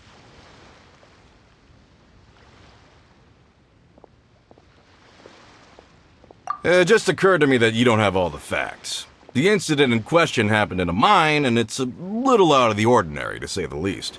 Mines are dangerous places, as I'm sure you're aware. As such, I've enlisted an industry expert to cover all contingencies. Last time I checked, adventurers weren't experts in ore appraisal or geological analysis. With a professional by your side, everything should run smoothly. Besides, this guy's the best in his field. No matter the rock, he'll tell you its value to the nearest mora at a glance. I'd go as far to say that there's not a soul on Tevat that knows rocks better than him. I'd be a fool to not enlist an expert of his caliber. You're a fool if you think you found Tevat's #1 rock expert. Oh? And why might that be? Because Tevat's #1 rock expert happens to be a friend of ours.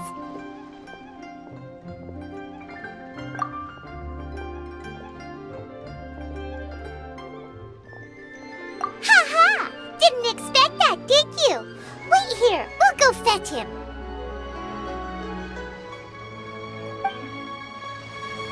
I bet Zhengli is listening to the storyteller. Let's head over.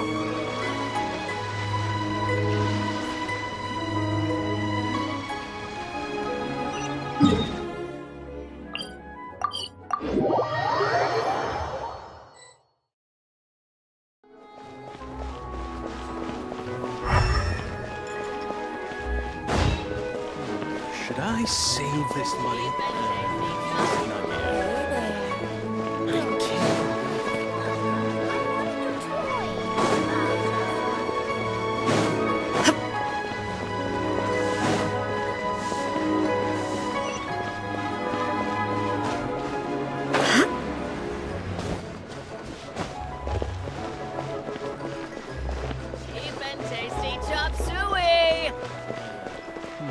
Should I save this money or invest it?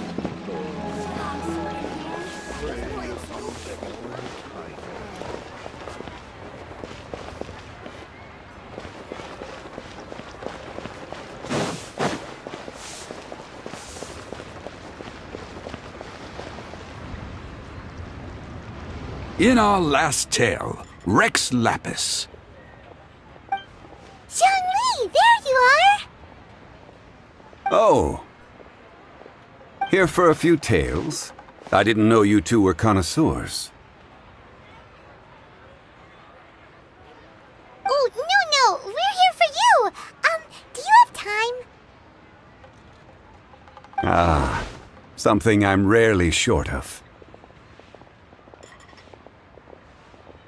We need someone who understands geology and ore! Someone who understands geology and ore. Ugh. Take a look around. Is there anyone in Teyvat more qualified? The requester claims to have enlisted Teyvat's #1 rock expert, but Paimon doesn't believe a word of it. Nobody understands rocks better than you. You appear to have taken his claim quite personally on my behalf. Oh, no. It's just... Uncle Dai doesn't know what he's talking about. Paimon just wants to enlighten him. I see. Well then, it will be my pleasure to accompany you. Really? But I should inform you that despite my expertise, I cannot necessarily claim to be a leading authority. We are at all times adrift in a sea of learning. New knowledge should be welcomed with open arms. Still, I imagine I will be of help to you in this endeavor. If we do encounter an expert, I look forward to broadening my own understandings. Ugh. Stop being so modest, Zhongli. Well, we got him. Let's head back to Uncle Dai.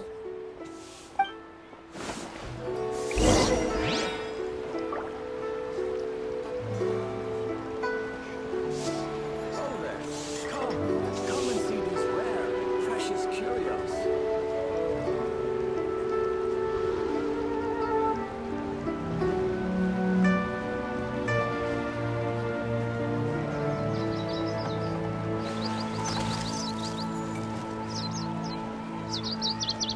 Listen, let me tell you how it is.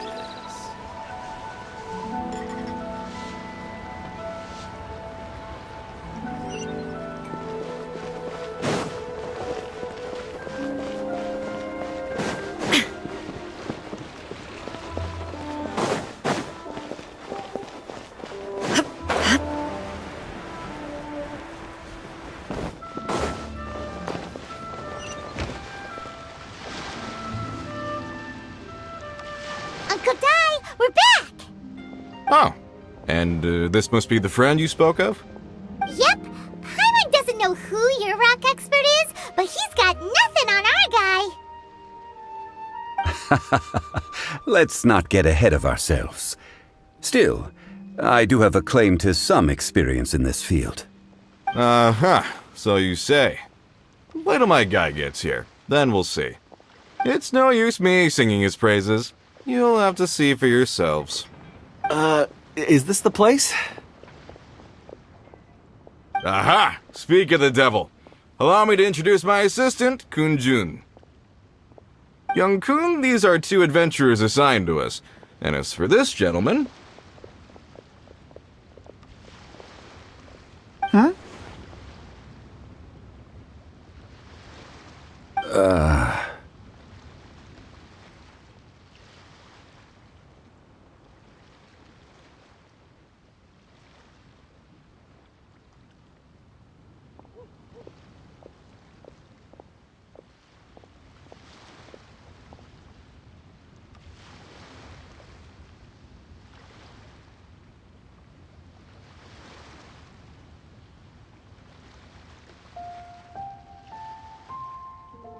Longsheng Funeral Parlor's consultant. Mr. Zhongli. I've heard about you. They say you're a man of great knowledge and many talents. I had no idea I'd be meeting you in person today. I'm sure I recognize you. Have we met at the parlor? Wait, I've never been to the parlor. Uncle Dai, aren't you gonna test them?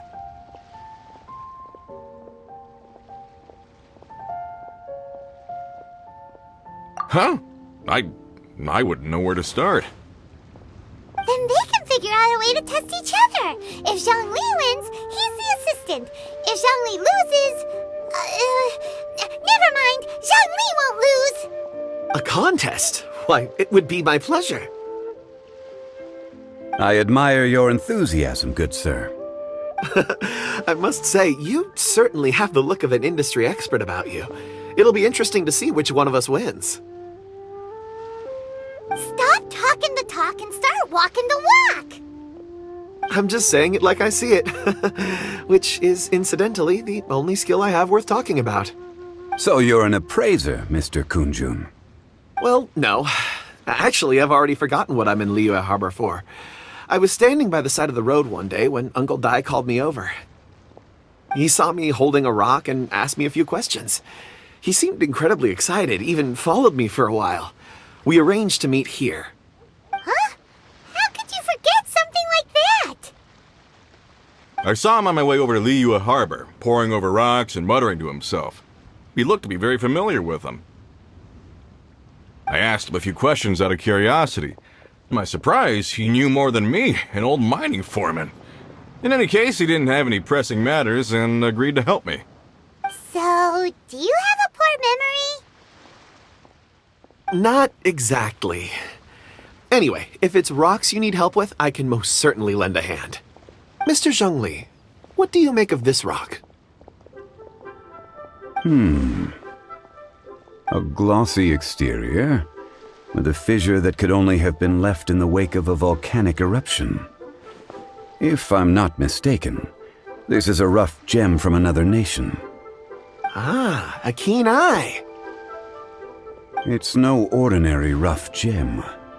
Fragile surface layer, black veining. My intuition tells me that there's high-quality crystal ore inside. Remarkable!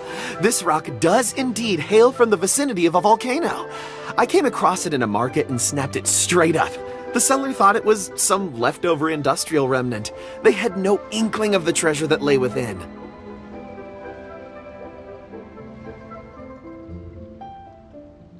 Purity and geological rarity alone aren't enough to make a treasure. Some of the most precious crystals contain deposits of water or sand. In the moment of its formation, the crystal hidden within this stone shell captured a pocket of water. For water to be hidden in its depths, like a moon concealed within a mountain, reflecting shafts of daylight that make it through.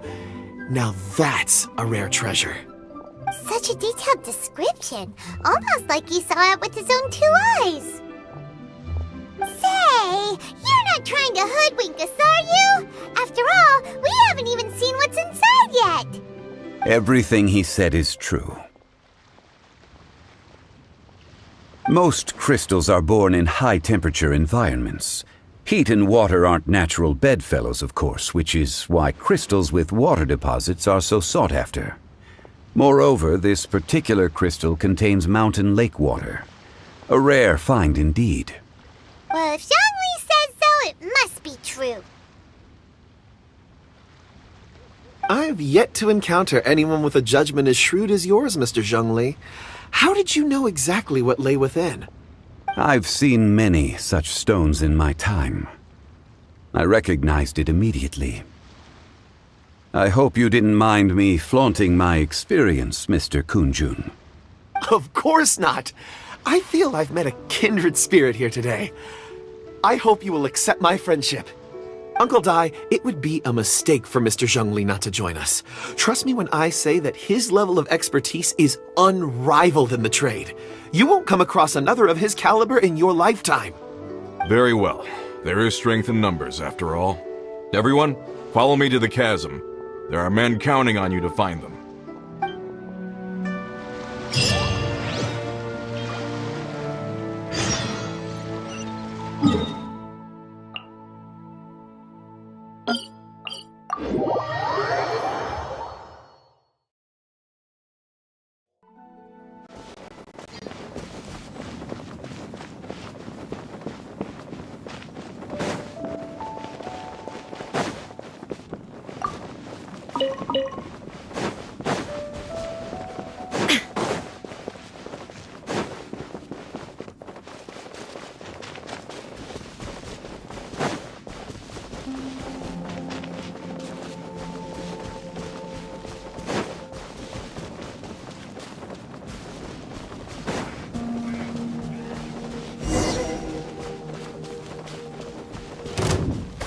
Shine down!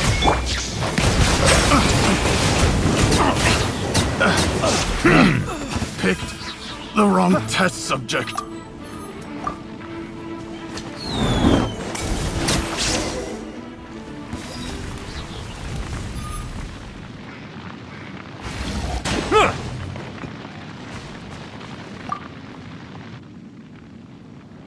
Whoa.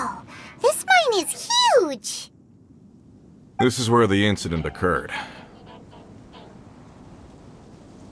6 days ago, a group of us left the site to attend to other matters. When we returned, the 4 men we'd left behind had vanished. I led a team around the entire mine, but found no trace. That's when I decided to enlist help. So 4 miners have disappeared. Yes, there were 10 of us. We lost Long, Bold Sen, Brave Sen, and Mao. I worked with all of them. Workers in this trade are usually young men in the prime of their lives. Could it be that the 4 of them left for another mine? Unlikely. There's no other lodging for miles around, and we didn't pass any other mines on the way over. Huh. Such a huge mine. Did you really manage to explore every corner? Underground, overground, we left no stone unturned. We tried everything short of digging further into the earth itself. How could 4 sturdy young men just vanish into the bedrock? We'll need to explore the site ourselves before extracting any conclusions. Very well. I'll wait here. Please, proceed wherever you'd like. If you come across any clues, let me know straight away. So strange. How could the 4 of them just suddenly disappear? Did they run away from something? Let's look around first and see if we can find any clues.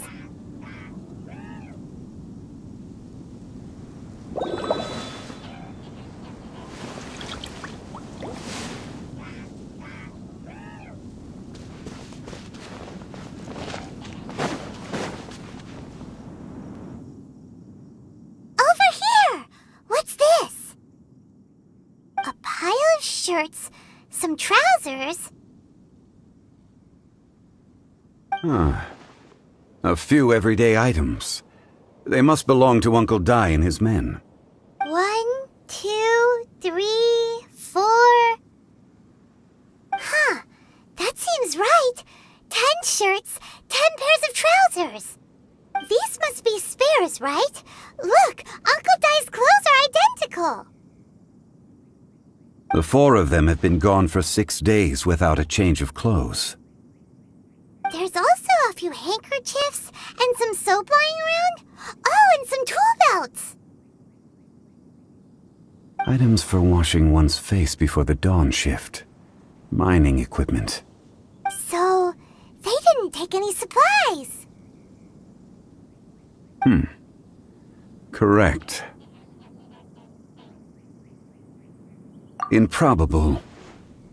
There are 4 pickaxes missing. It seems likely they left with the tools of their trade.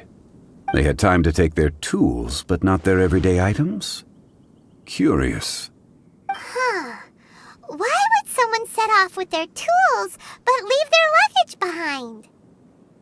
1, they were working close by and didn't need to move their personal effects. But seeing as they've yet to return, this seems an unlikely hypothesis. Or 2, they were forced to leave and had no time to think about their supplies. Oh.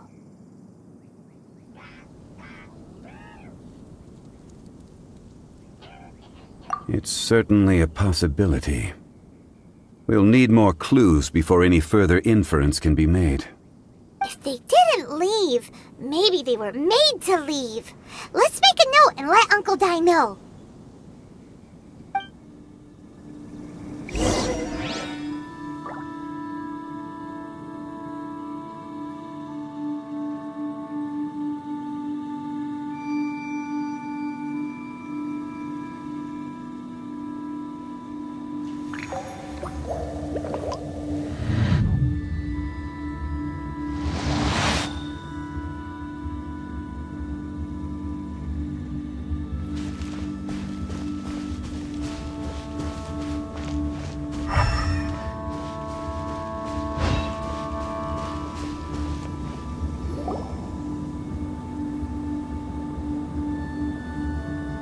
Kunjun, what do you have there?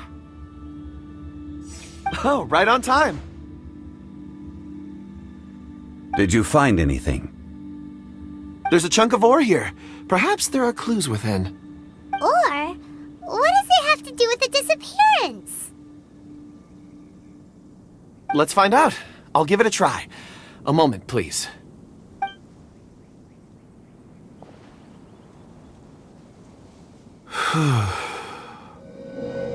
Okay.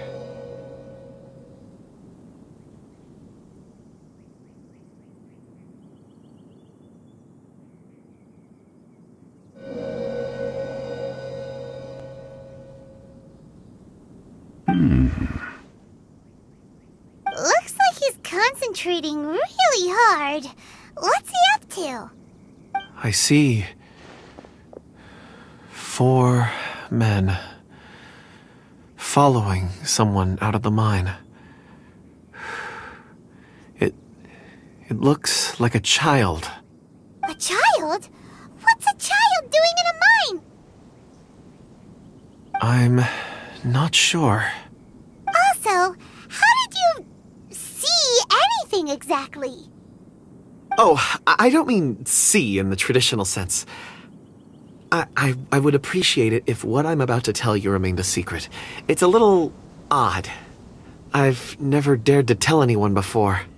I can perceive the memories of Or. Huh? Perceive?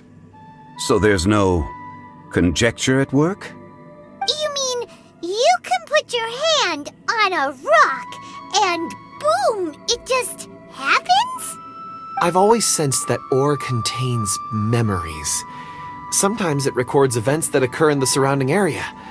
All I have to do is touch one and focus my attention, and the memories come to me. Amazing! So you can find out everything that ever happened there. It depends on the ore. Some ores have astounding memories. Others, like iron ore and white iron ore, aren't up to much. Their memories are hazy. Core lapis and crystal memories are much stronger. They record more events and in greater detail. Stone seeing. Fascinating. A rare ability indeed. It was prudent of Uncle Dai to recruit you, Mr. Kunjun. I'm glad I can be of assistance. Based on what I saw, I believe they followed this path. This will take us north, away from the mine. North. Another clue for Uncle Dai. Let's make a note of it.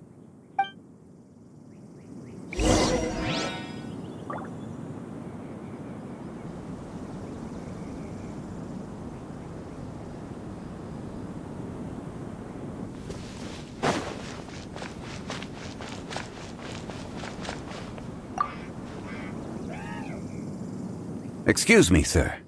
Are you one of the workers here? Ah, yes. You must be here about the disappearance. Please, find them if you can.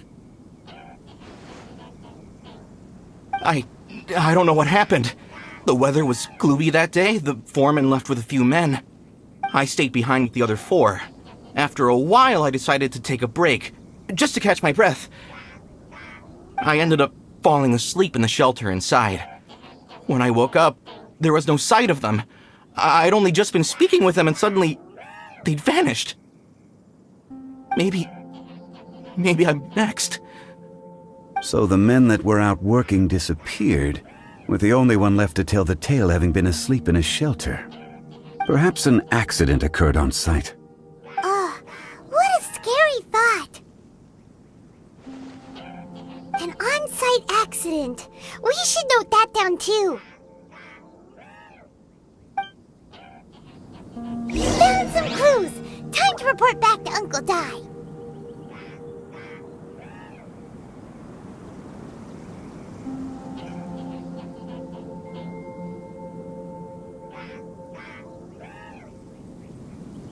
Water comes in many flavors to the discerning palate.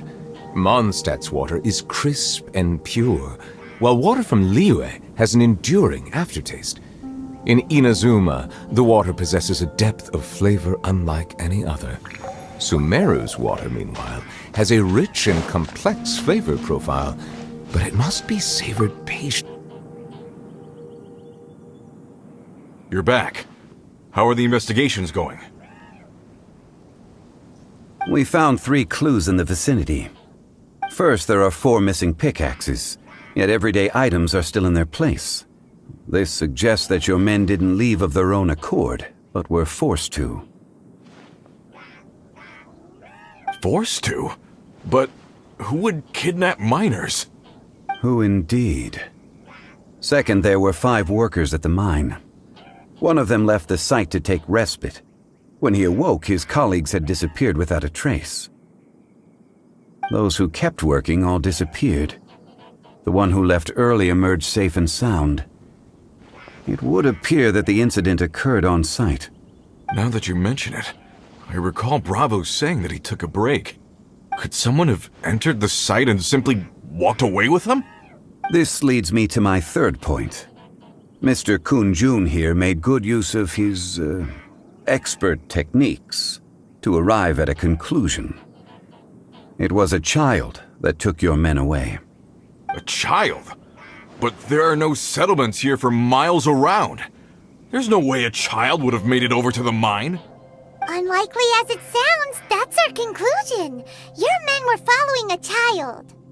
Where did they go? We believe that they followed the road north, away from the mine and toward the ruins. North? Right. I'll rally my men and head in pursuit.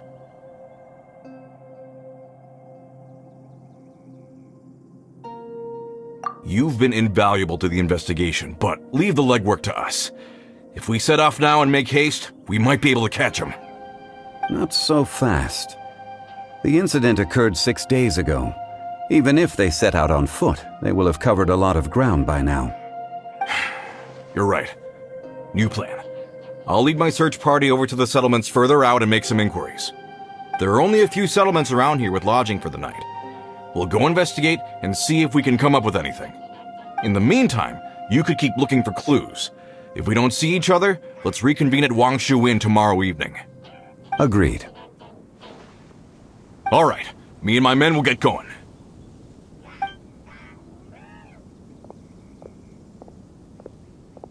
So, they're gonna talk to the people over at the settlements while we keep investigating here. Correct.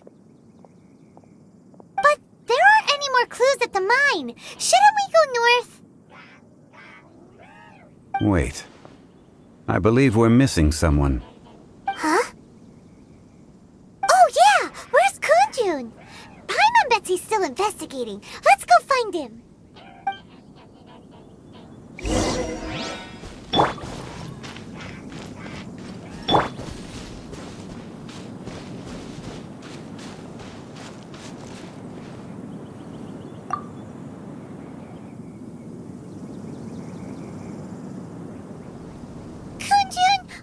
Searching for?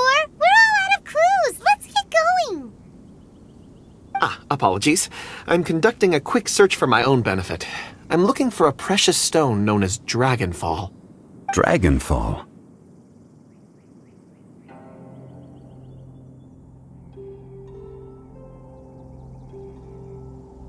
Dragonfall is often used in forging.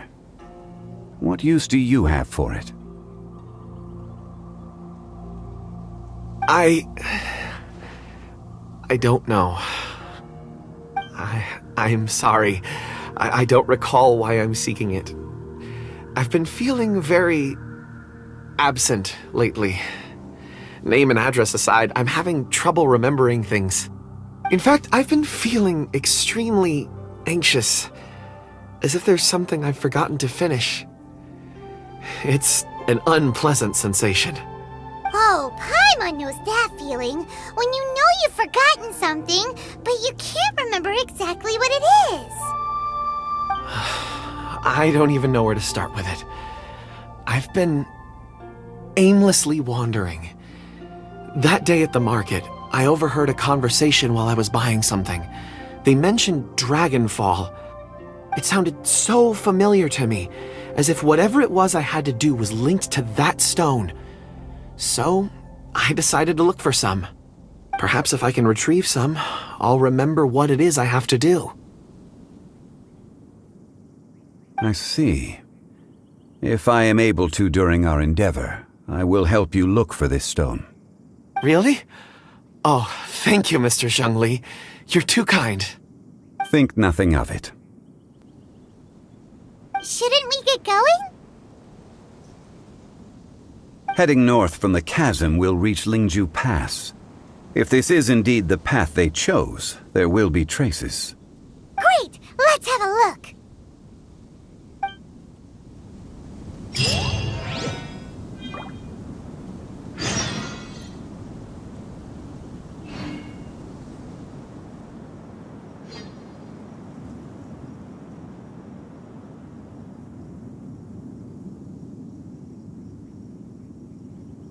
Melusines are beautiful creatures.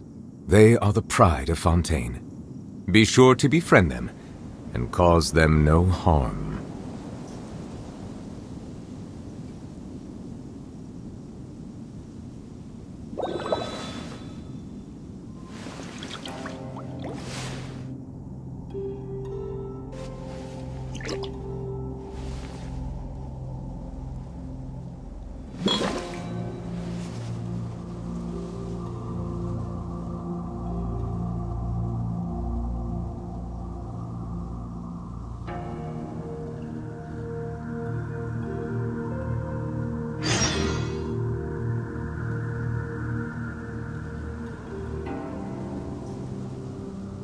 I see the value in my own work, but I also see the meaning in all the endeavors of the people of Fontaine. I believe I will continue to take pride in fulfilling my duties.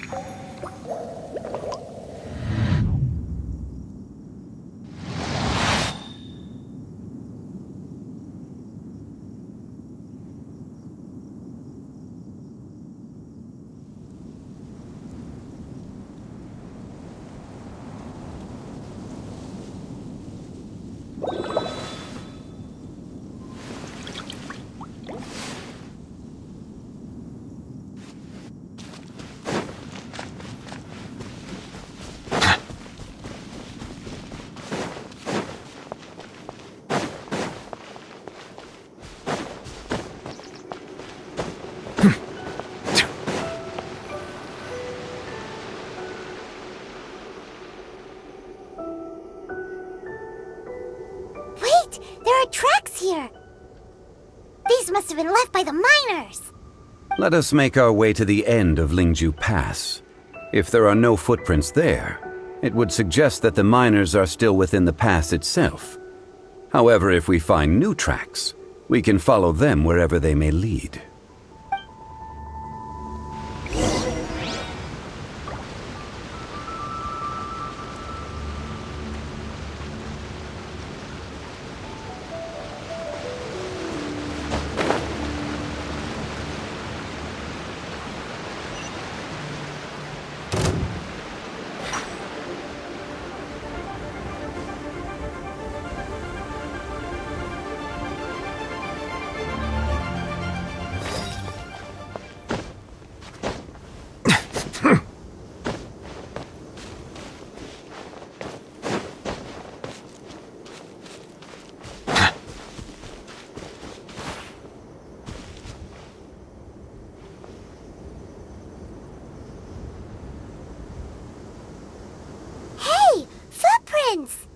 It would appear that they made their way through Lingju Pass and kept moving.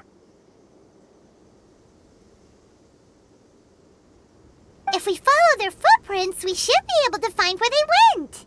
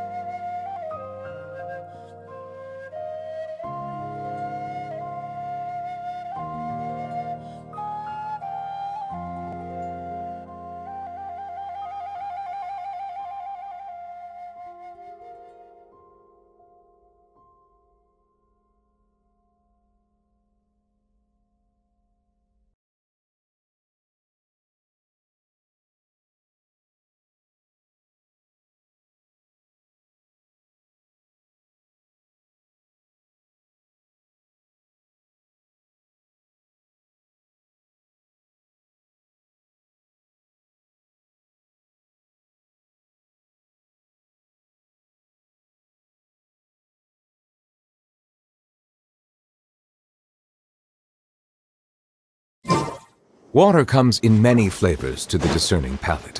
Mondstadt's water is crisp and pure, while what?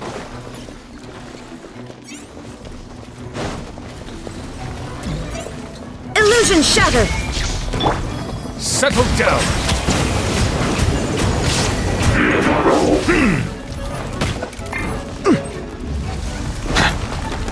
And voila!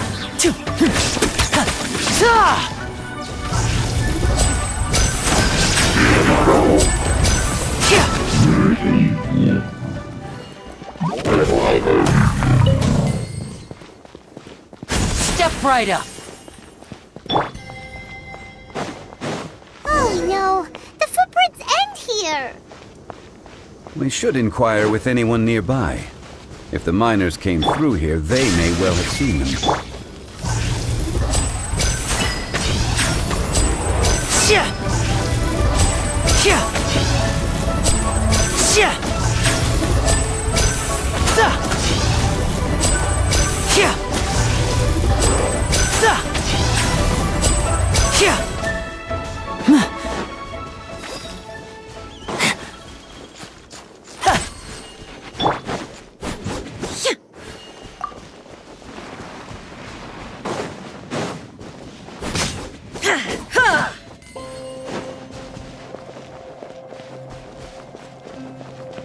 Hi there! Have you seen anyone dressed like a miner around here?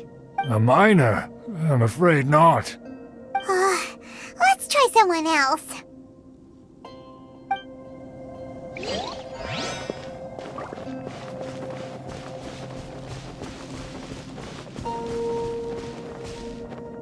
Hello! Have you seen any miners nearby? About this tall? 4 of them? Stop bothering me. Can't you see I'm cloud watching? Jeez, a little grumpy, aren't we? Whatever. Let's go ask someone else.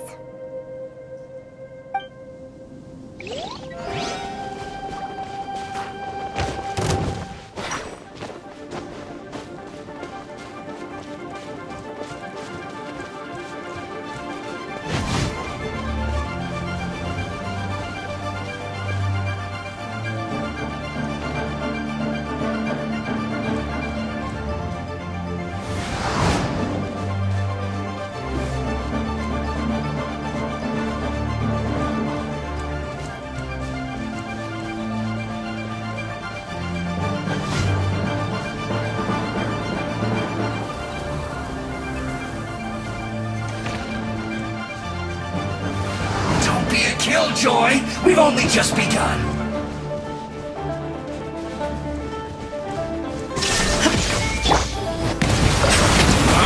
You can't run! Well, I miscalculated.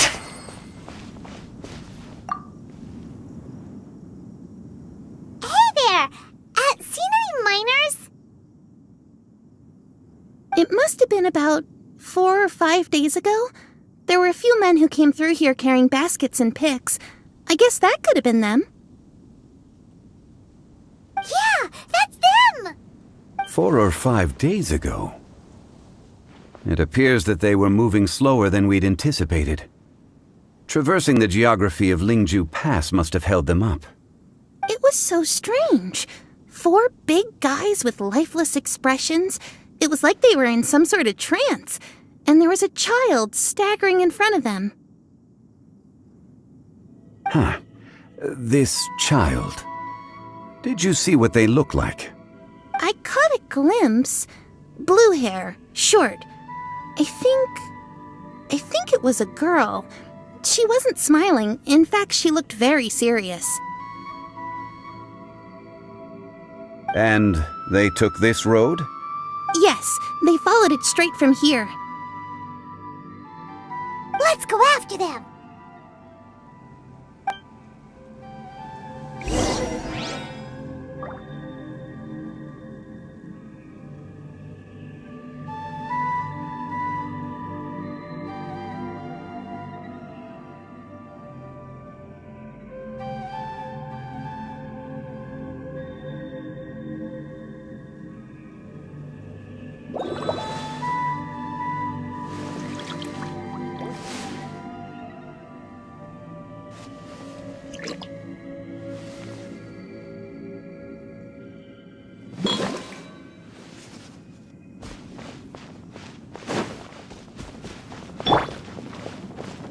There is no escape!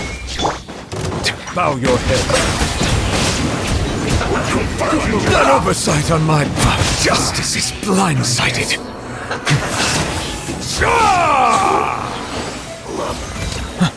Settle down. Time to fulfill my duty. My work. Finished.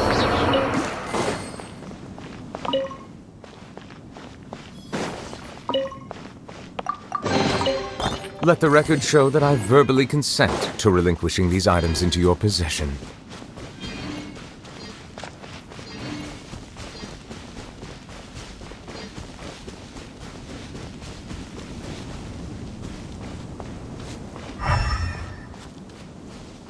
More footprints. There's a person over there! Help! Please save me! Is that one of the people we're looking for? Oh, rescue first! Ask questions later.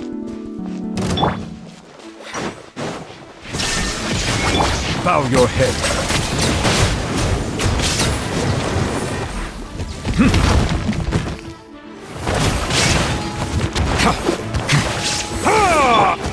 Illusions!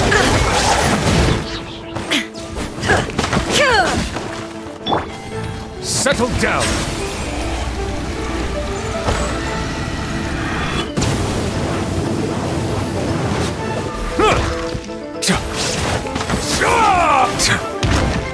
Silence!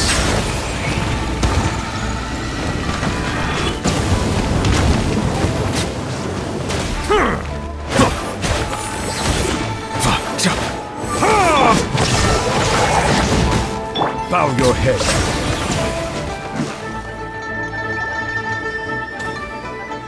Those monsters were so aggressive. They must have noticed me walking through. Before I knew it, they were all over me.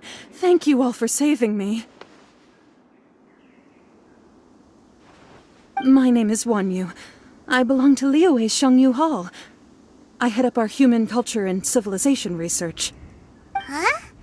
You sure you're not a miner? A miner? Yeah, we're looking for a group of 4 strong fellas carrying mining equipment. I think I saw those people. Really? Yes. I set off from Nantianmen the day before yesterday, heading for Lingju Pass. About halfway there, I came across some people. A few men and a child. I was in a hurry. I didn't get a good look. I'm afraid I'm not even sure what they looked like. Apologies. I think that's all we needed to hear. Thank you. I hope it's useful to you. I'd better get going. There's a conference I need to attend. Again, thank you all for your help.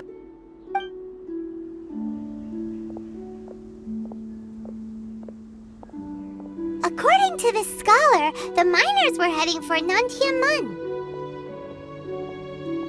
Can we be absolutely sure that it was the men that we're looking for? A child with a group of adults. Sounds pretty close to Paimon. But... Hey, perhaps that rock over there can tell us more. Aha! Paimon nearly forgot about our secret weapon! It looks promising. I'll do my best.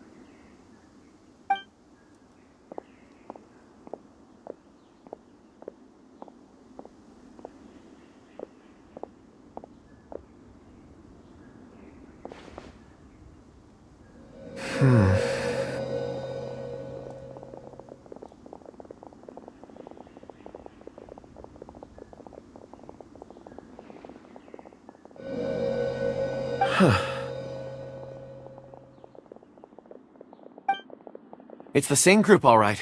They followed this road. Mr. Kunjun, your stone seeing is something I won't forget in a hurry. I suppose it is an asset, though I rarely find a use for it. But praise from Mr. Zhongli is high praise indeed. It's a good thing we brought our Kunjun compass along. We would have lost all sense of direction a long time ago.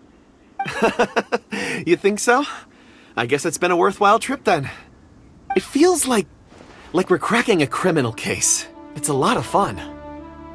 Be that as it may, we would do well to keep our guards high. 4 fully grown men in a trance-like state, walking ceaselessly day and night, over hills and mountains, led by a child. This is no ordinary incident. Oh, you're quite right, Mr. Zhongli. We should have our wits about us. That's not all. Our scholar was attacked by Geovishap hatchlings, but the level of aggression they exhibited was unusual. We have encountered many clues along the way. So far, they've pointed us in the right direction. The miners headed in the direction of Nantianmen the day before yesterday. From here, they would have had to navigate a perilous mountain road. If their destination is indeed Nantianmen, we should be able to catch up with them. Great! No time to lose! I left a mark in the vicinity just now. If Uncle Dai does pass through here, it should guide him to us. Clever thinking! A classic Zhongli move!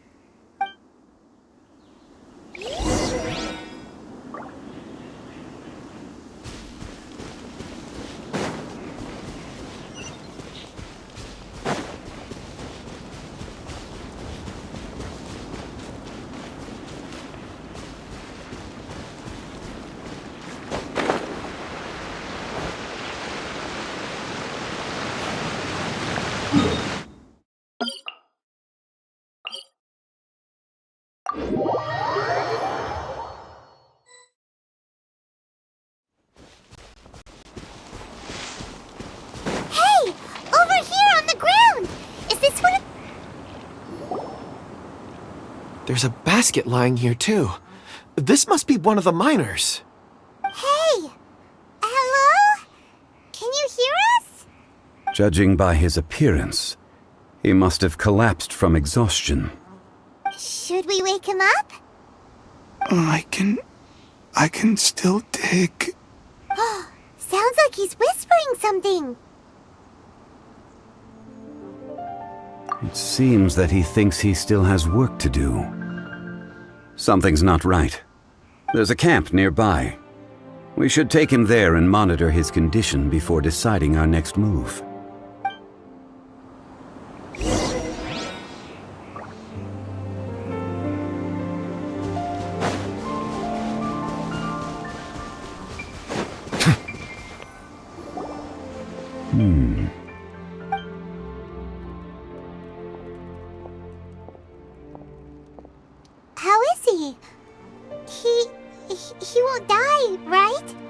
He's worked himself into a stupor. Thankfully, he's not in serious danger. Paimon heard him talking about digging for something. Did he dig himself into this state? It's certainly a possibility.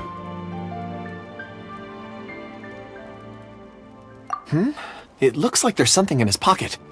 Are these ore fragments?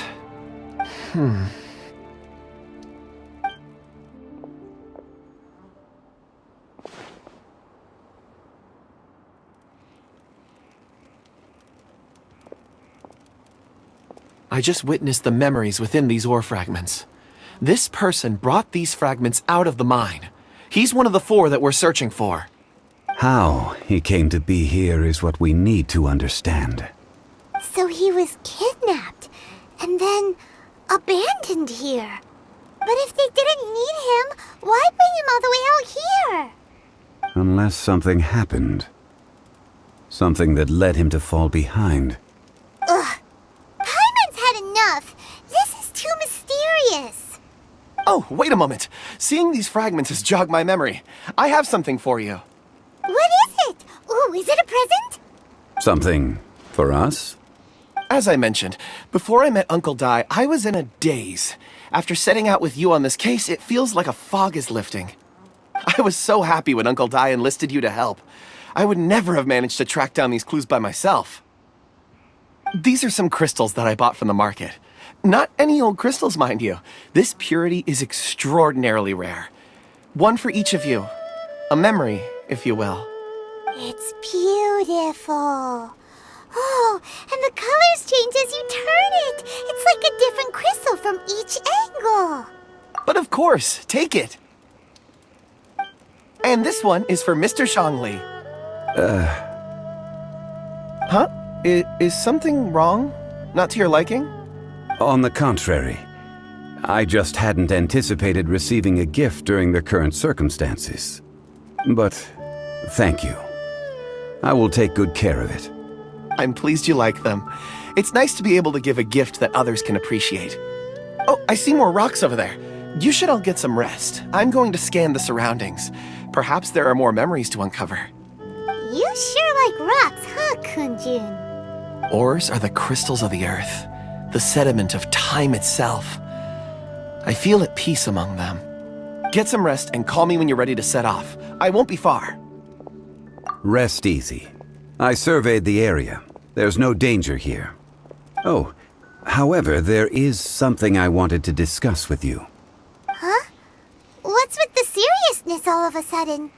Traveler, does... You mean the ore that Kunjun's looking for? What's so special about it? Dragonfall is an incredibly rare ore used in forging. The majority of regular crystals are formed in high-temperature environments. Dragonfall, on the other hand, is formed as a product of elemental reactions. Elemental reactions can produce material objects? Indeed they can. However, only a minority can survive for long periods of time. Dragonfall first emerged in the midst of a great battle, thousands of years ago. Powerful clashes of elemental energy gave birth to elemental crystals. When the fighting ceased, these geological remnants were miraculously preserved. And yet they are crystal creations all the same. Few and far between, relatively unknown. A few hundred years ago, they were virtually mined into obscurity. Why is it then that a citizen of Liyue now wishes to strike upon ore that has long since vanished from the earth? Yeah, if he knows of its existence, surely he knows all of it's already been mined. Weird. Paimon doesn't get it. There are those in the mining trade who retain a keen interest in Dragonfall. But for someone like Mr. Kunjun, whose motivations for seeking it are unclear even unto himself, it's practically unheard of. Ulterior motives? Is he a villain? A conclusion that is presently impossible to reach. We must watch And wait. Don't forget, rescuing those miners is the primary objective. As for anything else, sooner or later the tide will reveal the lie of the land. We're drawing closer to our goal. I believe we should continue to follow this road through. Now that we've found one, the others won't be far away. When you're well rested, call Mr. Kunjun over to us. We still have more investigation ahead. We should ensure this miner is settled here at the camp. Once we've brought this matter to a close, we can return and attend to him. I suggest we leave a note for Uncle Dai. If he does find the camp, he'll know what to do.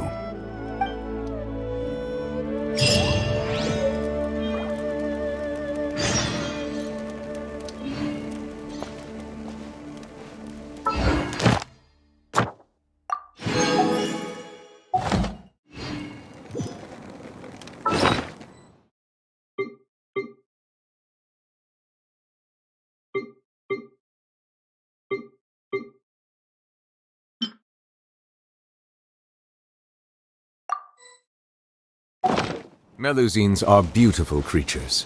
They are the pride of Fontaine. Be sure to befriend them and cause them no harm.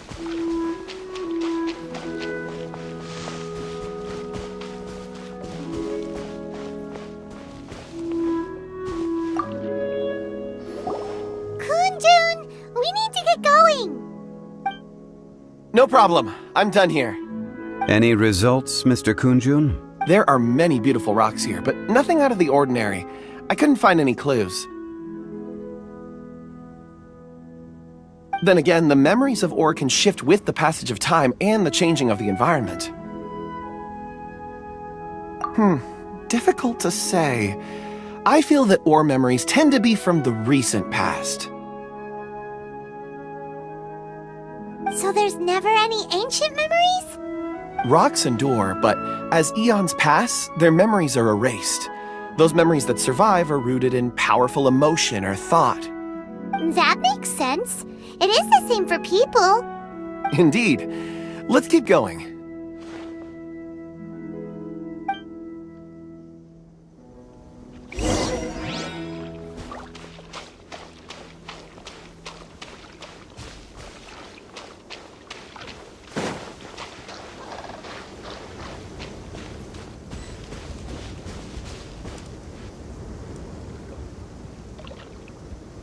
Wow. Such an immense tree. And there's so many mysterious-looking crystals up there, too. Amazing! This ancient tree. Let's conduct separate investigations. I'll take that area. Perhaps you could survey this section. All right, then. Kunjun, can you see anything worth investigating? Well, there is this stone tablet here. Doesn't seem very interesting. Paimon's gonna look over there. Huh. It's worth a try, surely. Let me see. Oh!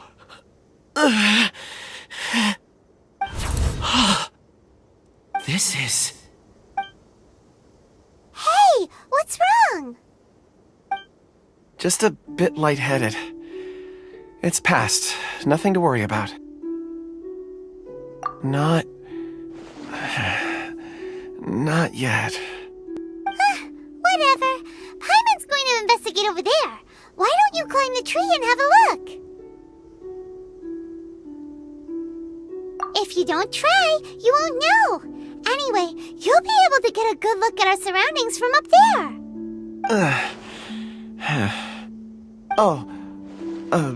You think so? When has Paimon ever come up with a bad idea, Wait a minute.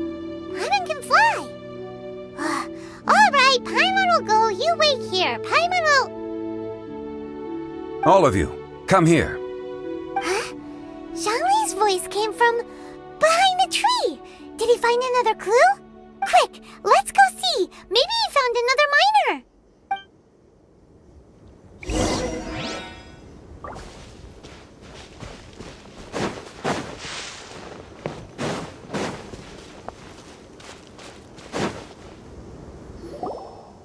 This has been newly dug.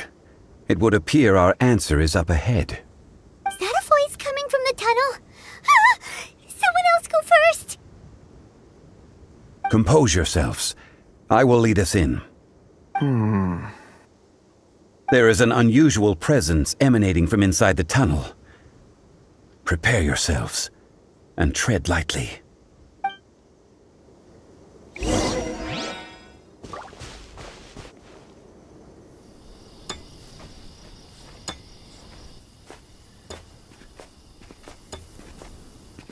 Huh?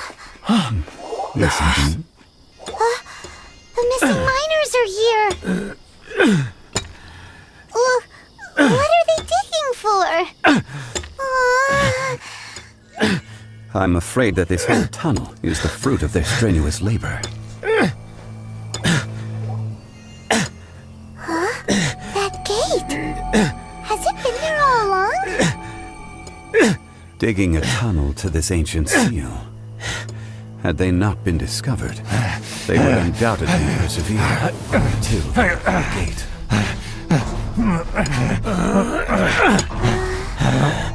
So behind the seal,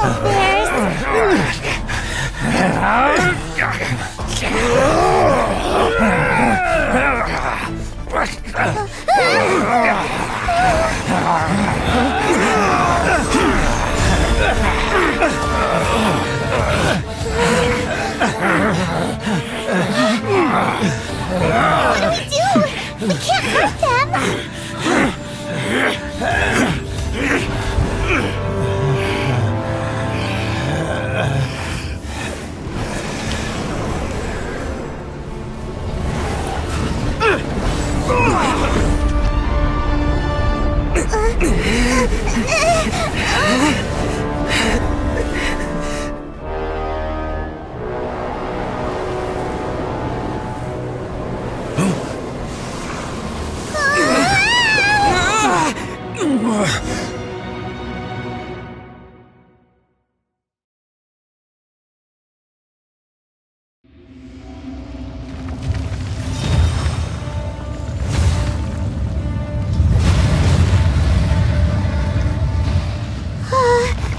What type of monster is this?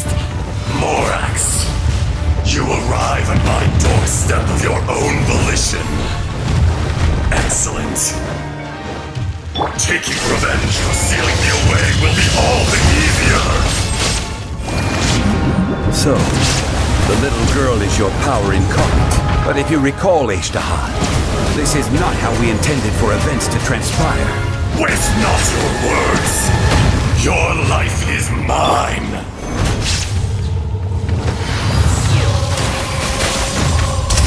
Let's get this show on the road!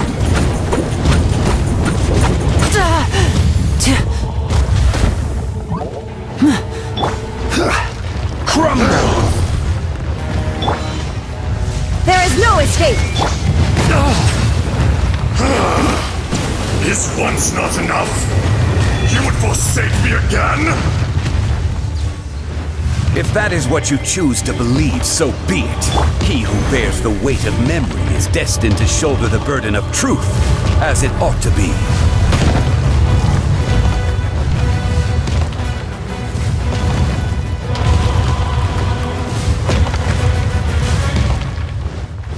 Crumble! Shine down! Silence! Justice is blindsided.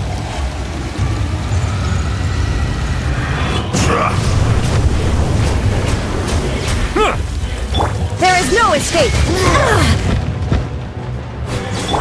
Quake! Be sanctified. Morax! You think you can destroy me?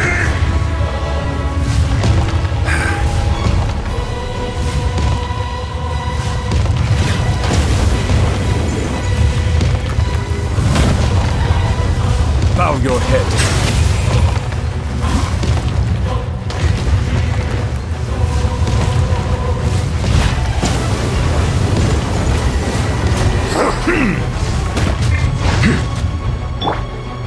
Shine down! settle down!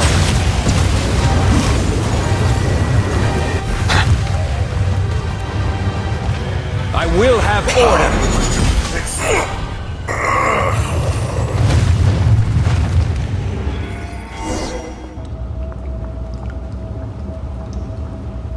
Morax, 1,000 years after you sealed me underground, you return for the second time.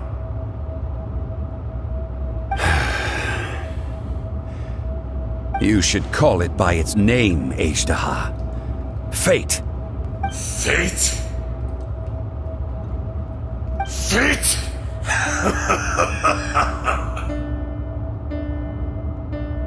So here lies the wisdom of the gods. Destroy all deemed redundant. Enlist tyrants to ravage the wilderness. No. You have forgotten. That voice! Ashtaha. Huh? Kunjun? Morax. It's been a while. You're... Ashtaha. The very same. During the battle, you imbued us with your power. Yes, it was all I could manage. Forgive me for concealing the truth, Traveler. There were things that only became clear to me upon reaching this tree. Allow me to elaborate. I am not Ashtaha the whole, but a fragment. Heaven and earth, yin and yang, opposing forces. You can consider the existence of me and the Ashtaha you see there to be a reflection of such polarities. We are a schism of the will of Ashtaha. So there are two Ashtahas? No, it can't be. That's impossible. When the seal loosened, your power manifested in this world as a child. With this new identity, you were able to vent about the forces that suppressed you. But would anyone listen? Would they even care? That's when it occurred to you. The loosening of the seal constituted an opportunity to strike back. Kidnapping the miners was all in aid of digging to the entrance to the seal itself. Your plan was to launch an attack on both ends, from outside and within, thereby fully destroying the seal. The audacity! Are you insane? If you truly are a part of me, how is it you find yourself standing on the side of the betrayer? I was another power awakened with the loosening of the seal. Too weak to reincarnate, but strong enough to possess a human body. I was barely conscious. I couldn't remember who I was. Only the past would elicit a reaction from me. But my aim was clear. Find Morax, and aid him in stopping you. I had sensed that something was amiss when you mentioned Dragonfall. Had your power been but a little stronger, I would have recognized you. Don't blame yourself. I have changed beyond all recognition. Only when I touched the stone tablet did I truly remember. It's been so long. A secret beyond all comprehension of youthful humanity and ancient dragonkind. Morax, do you want to tell the tale? There would be no harm in it. The decision is yours. You haven't changed. Then allow me.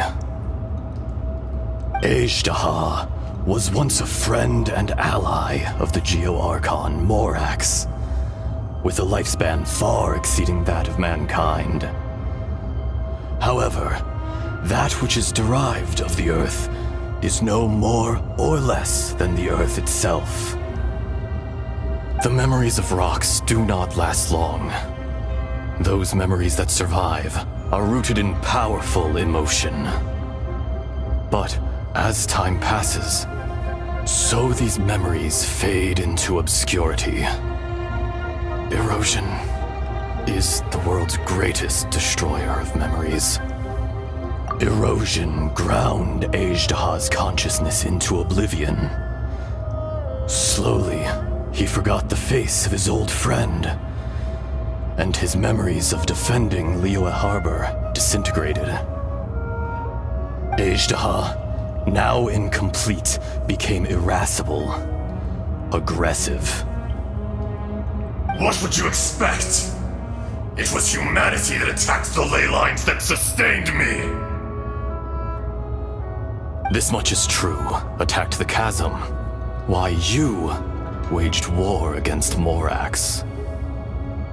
In the beginning, in order to open up new territory and increase production, the citizens of Liyue came to the mountains to mine. Overexploitation caused the ley lines to quake, which brought untold suffering to us. Erosion made us even more savage. No matter how we struggled, we lost the ability to coexist with humanity. We lost all reason. Morax shared with us some of his power to prevent further erosion, but it was futile. Everything returns to dust. It is the natural order, an unstoppable force. And so, we became you. And from your will, I emerged.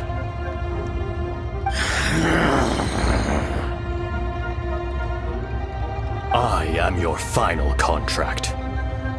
Witness the promise between Ajdaha and Morax. You can hate me, but you cannot deny me. No! No! I am the remnants of Ajdaha's benevolence, the echo of a contract set in stone.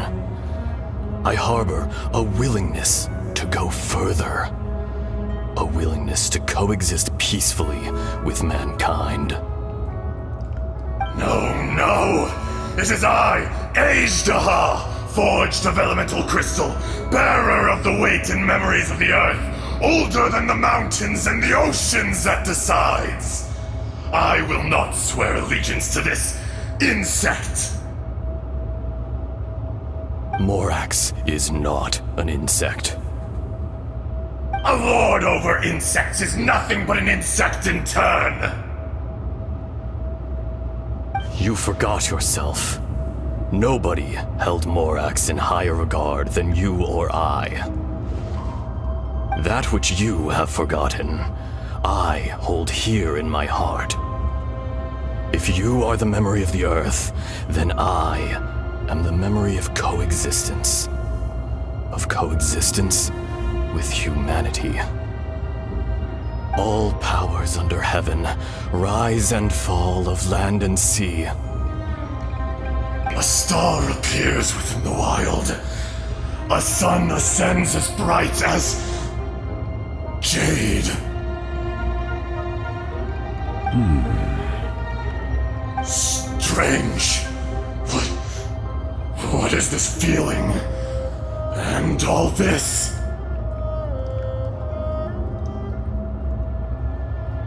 You are spent, and I will soon disappear. Before I do, heed these words. In the wilderness, snow falls on a spring day. In an instant, it will melt. Even where it is fleeting and leaves no trace. Even where it will never fall again. No! That isn't true! I don't accept this as fate! Perhaps it isn't. but it remains an inevitable misfortune. More axe!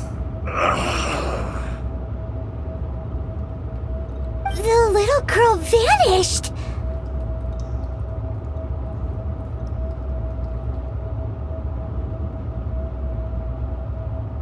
Are you satisfied, Ishtaha? I had to make amends. Satisfaction had no part in it. So, Morax, you call yourself Zhongli these days? I do. Well, I'm afraid old habits die hard. To me, you're Morax. As you please. I never did forget your gift of sight. I hardly lifted a finger. Think nothing of it. And yet, you could see. You wouldn't know the yearning of a blind dragon, searching for the sun. A pair of eyes, from Morax to Ejdah. This. I will remember this.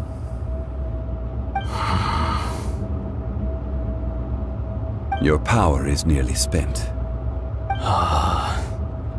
Perceptive as always, my friend. Shall we get going, you and I?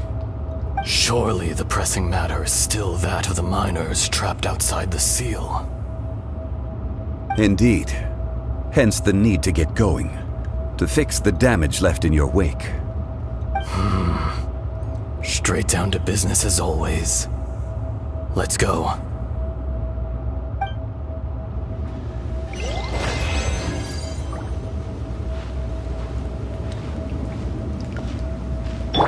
And voila!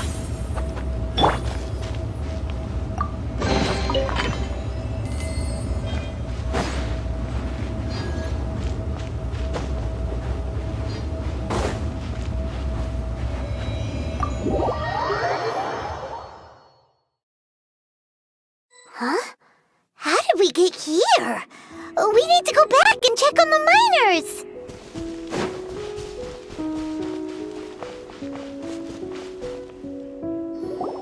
So there you are. My men and I found your clues and followed them straight here. We found Mao in a tent at the campsite unconscious. It seems he'll be okay. Sadly, we found no trace of the other three. Huh? Young Kun, what is... Nothing. Pay it no mind.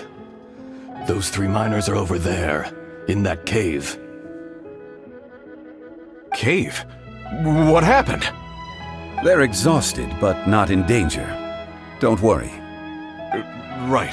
Well, thank you, all of you. I better go and see how they're doing. So you're taking them back to Liyue Harbor? That's right. Can I come with you? No problem. You rescued my men. I'll be happy to assist all of you in any way I can. I'll be back soon. I need to assess their condition. Kunjun, we should be calling you Ejdah. You're coming back to Liyue Harbor too, right? Not I. Merely this body. Once I'm gone, the true owner will accompany the miners back to Liyue. Kunjun hails from a family of famous artisans. He too will be famous in time. It would be a shame for someone of his talent to go missing. You always did have a great admiration for blacksmiths.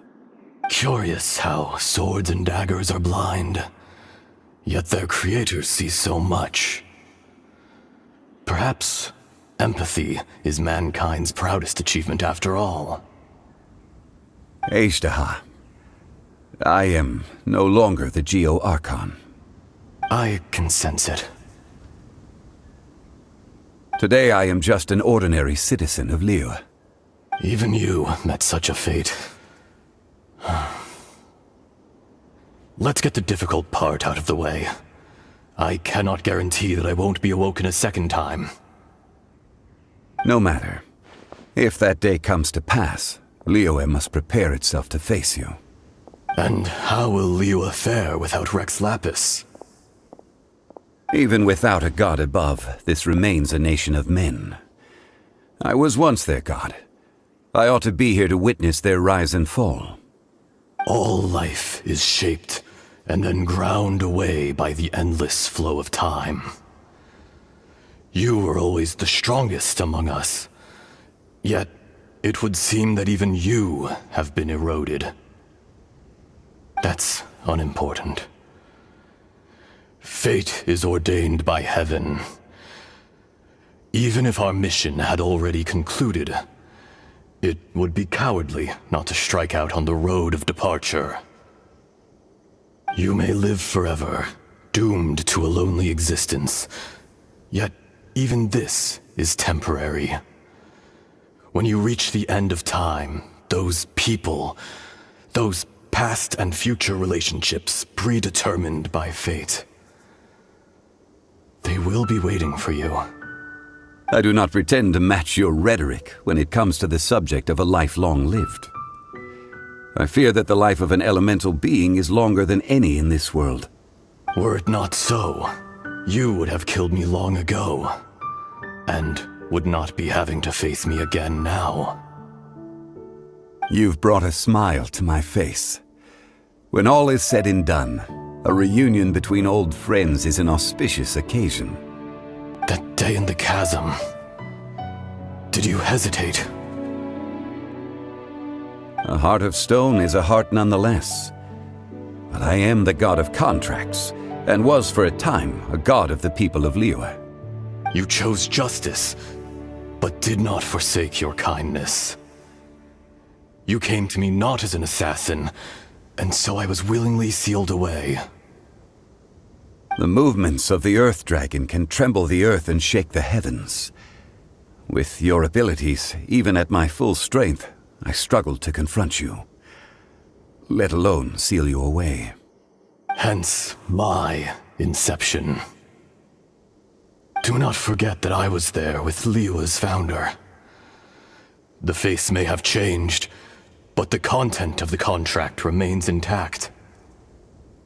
Old friend, god of contracts, I hereby honor our agreement.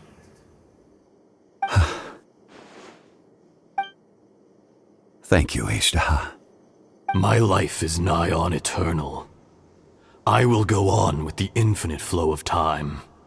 And you, Morax, you too will live for many a day to come.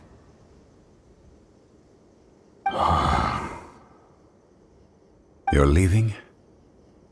If it is fated, Morax, we will meet again.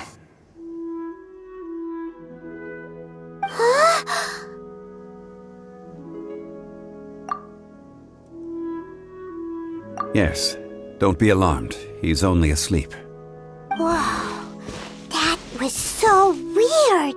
It was like he suddenly became another person. In fact, we have yet to meet the real Kunjun. He was. Centuries may have passed since then, but events from 1,000 years ago remain crystal clear in my mind.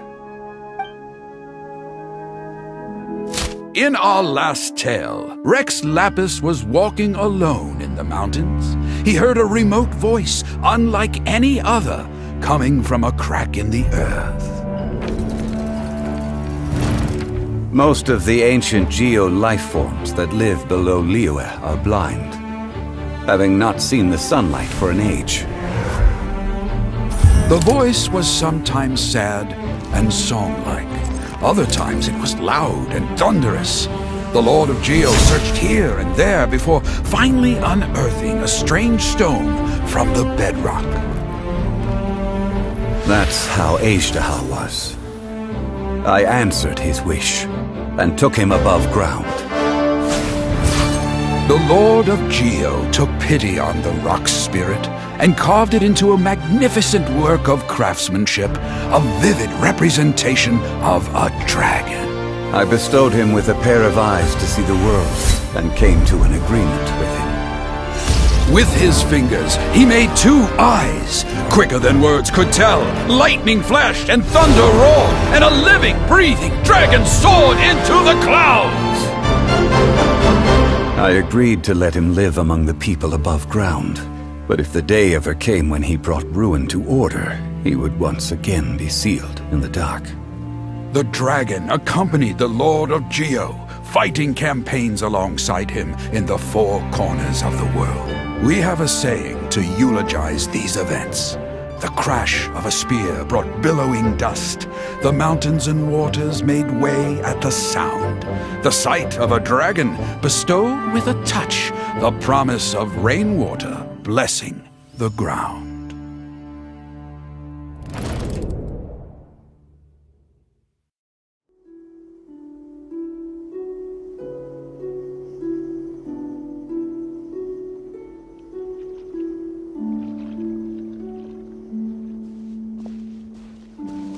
1,000 years ago, Ajdaha attacked the chasm. I tried to obstruct him, fighting him tooth and nail down the length and breadth of the mine. Finally, I brought him down and sealed him underground. During that battle, Dragonfall was born. Ajdaha could sense the stone. Subconsciously, he wanted to use it to find me. Despite being the victor, I could not claim to be stronger than he, and in his heart, he still retained an ounce of goodwill towards me, towards Liyue, towards life above ground. He was willing to be sealed away, but as the erosion set in, he forgot. Even I cannot avoid it, but there is something I understand better than most. When the door opens, it is time to leave. The greater the power, the greater the danger erosion may bring about. The millennia may come and go, but even a stone may tire. Personally sealing away an old friend. This is just one form of erosion I have endured. People abandon and surrender the things they love to pursue the right path. Perhaps this is the erosion imposed on me by the heavenly principles. That I was a god of mankind. My identity may change, but my eyes will bear witness to the history of humanity. You still care a lot about Liyue. Call it part of my duty. I must thank you both. No worries. Oh? About what? Oh yeah, Paimon nearly forgot. So, not long ago, we met a guy called Dane. He told us about Conria and the punishment of the gods. That's when we realized that those events were connected to the person we're searching for. Zhongli, you're a god. You've lived through thousands of years of history. Surely you experienced the incident?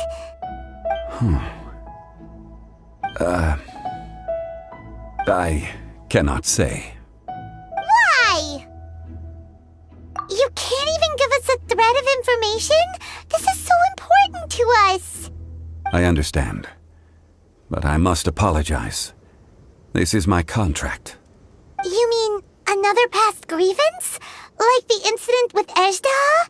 Too painful to talk about? It was signed before it all began. I have always honored the contract, and kept my silence. How can you be like that? You two are friends to me. I can assure it brings me no pleasure to disappoint you. But as the god of contracts, I cannot go back on my word. Would you be ready to find out? It appears your understanding of this world continues to grow. There are many events of ages past, many secrets that lie hidden. They have been eroded by time, forgotten by the people, abandoned. But you are capable of finding them and bringing them into the light. Those who come to witness will witness. Those who are born to remember will remember. If you take the same road as that person, there may be more difficulties ahead. But as long as you firmly believe that you are on the right path, everything has meaning.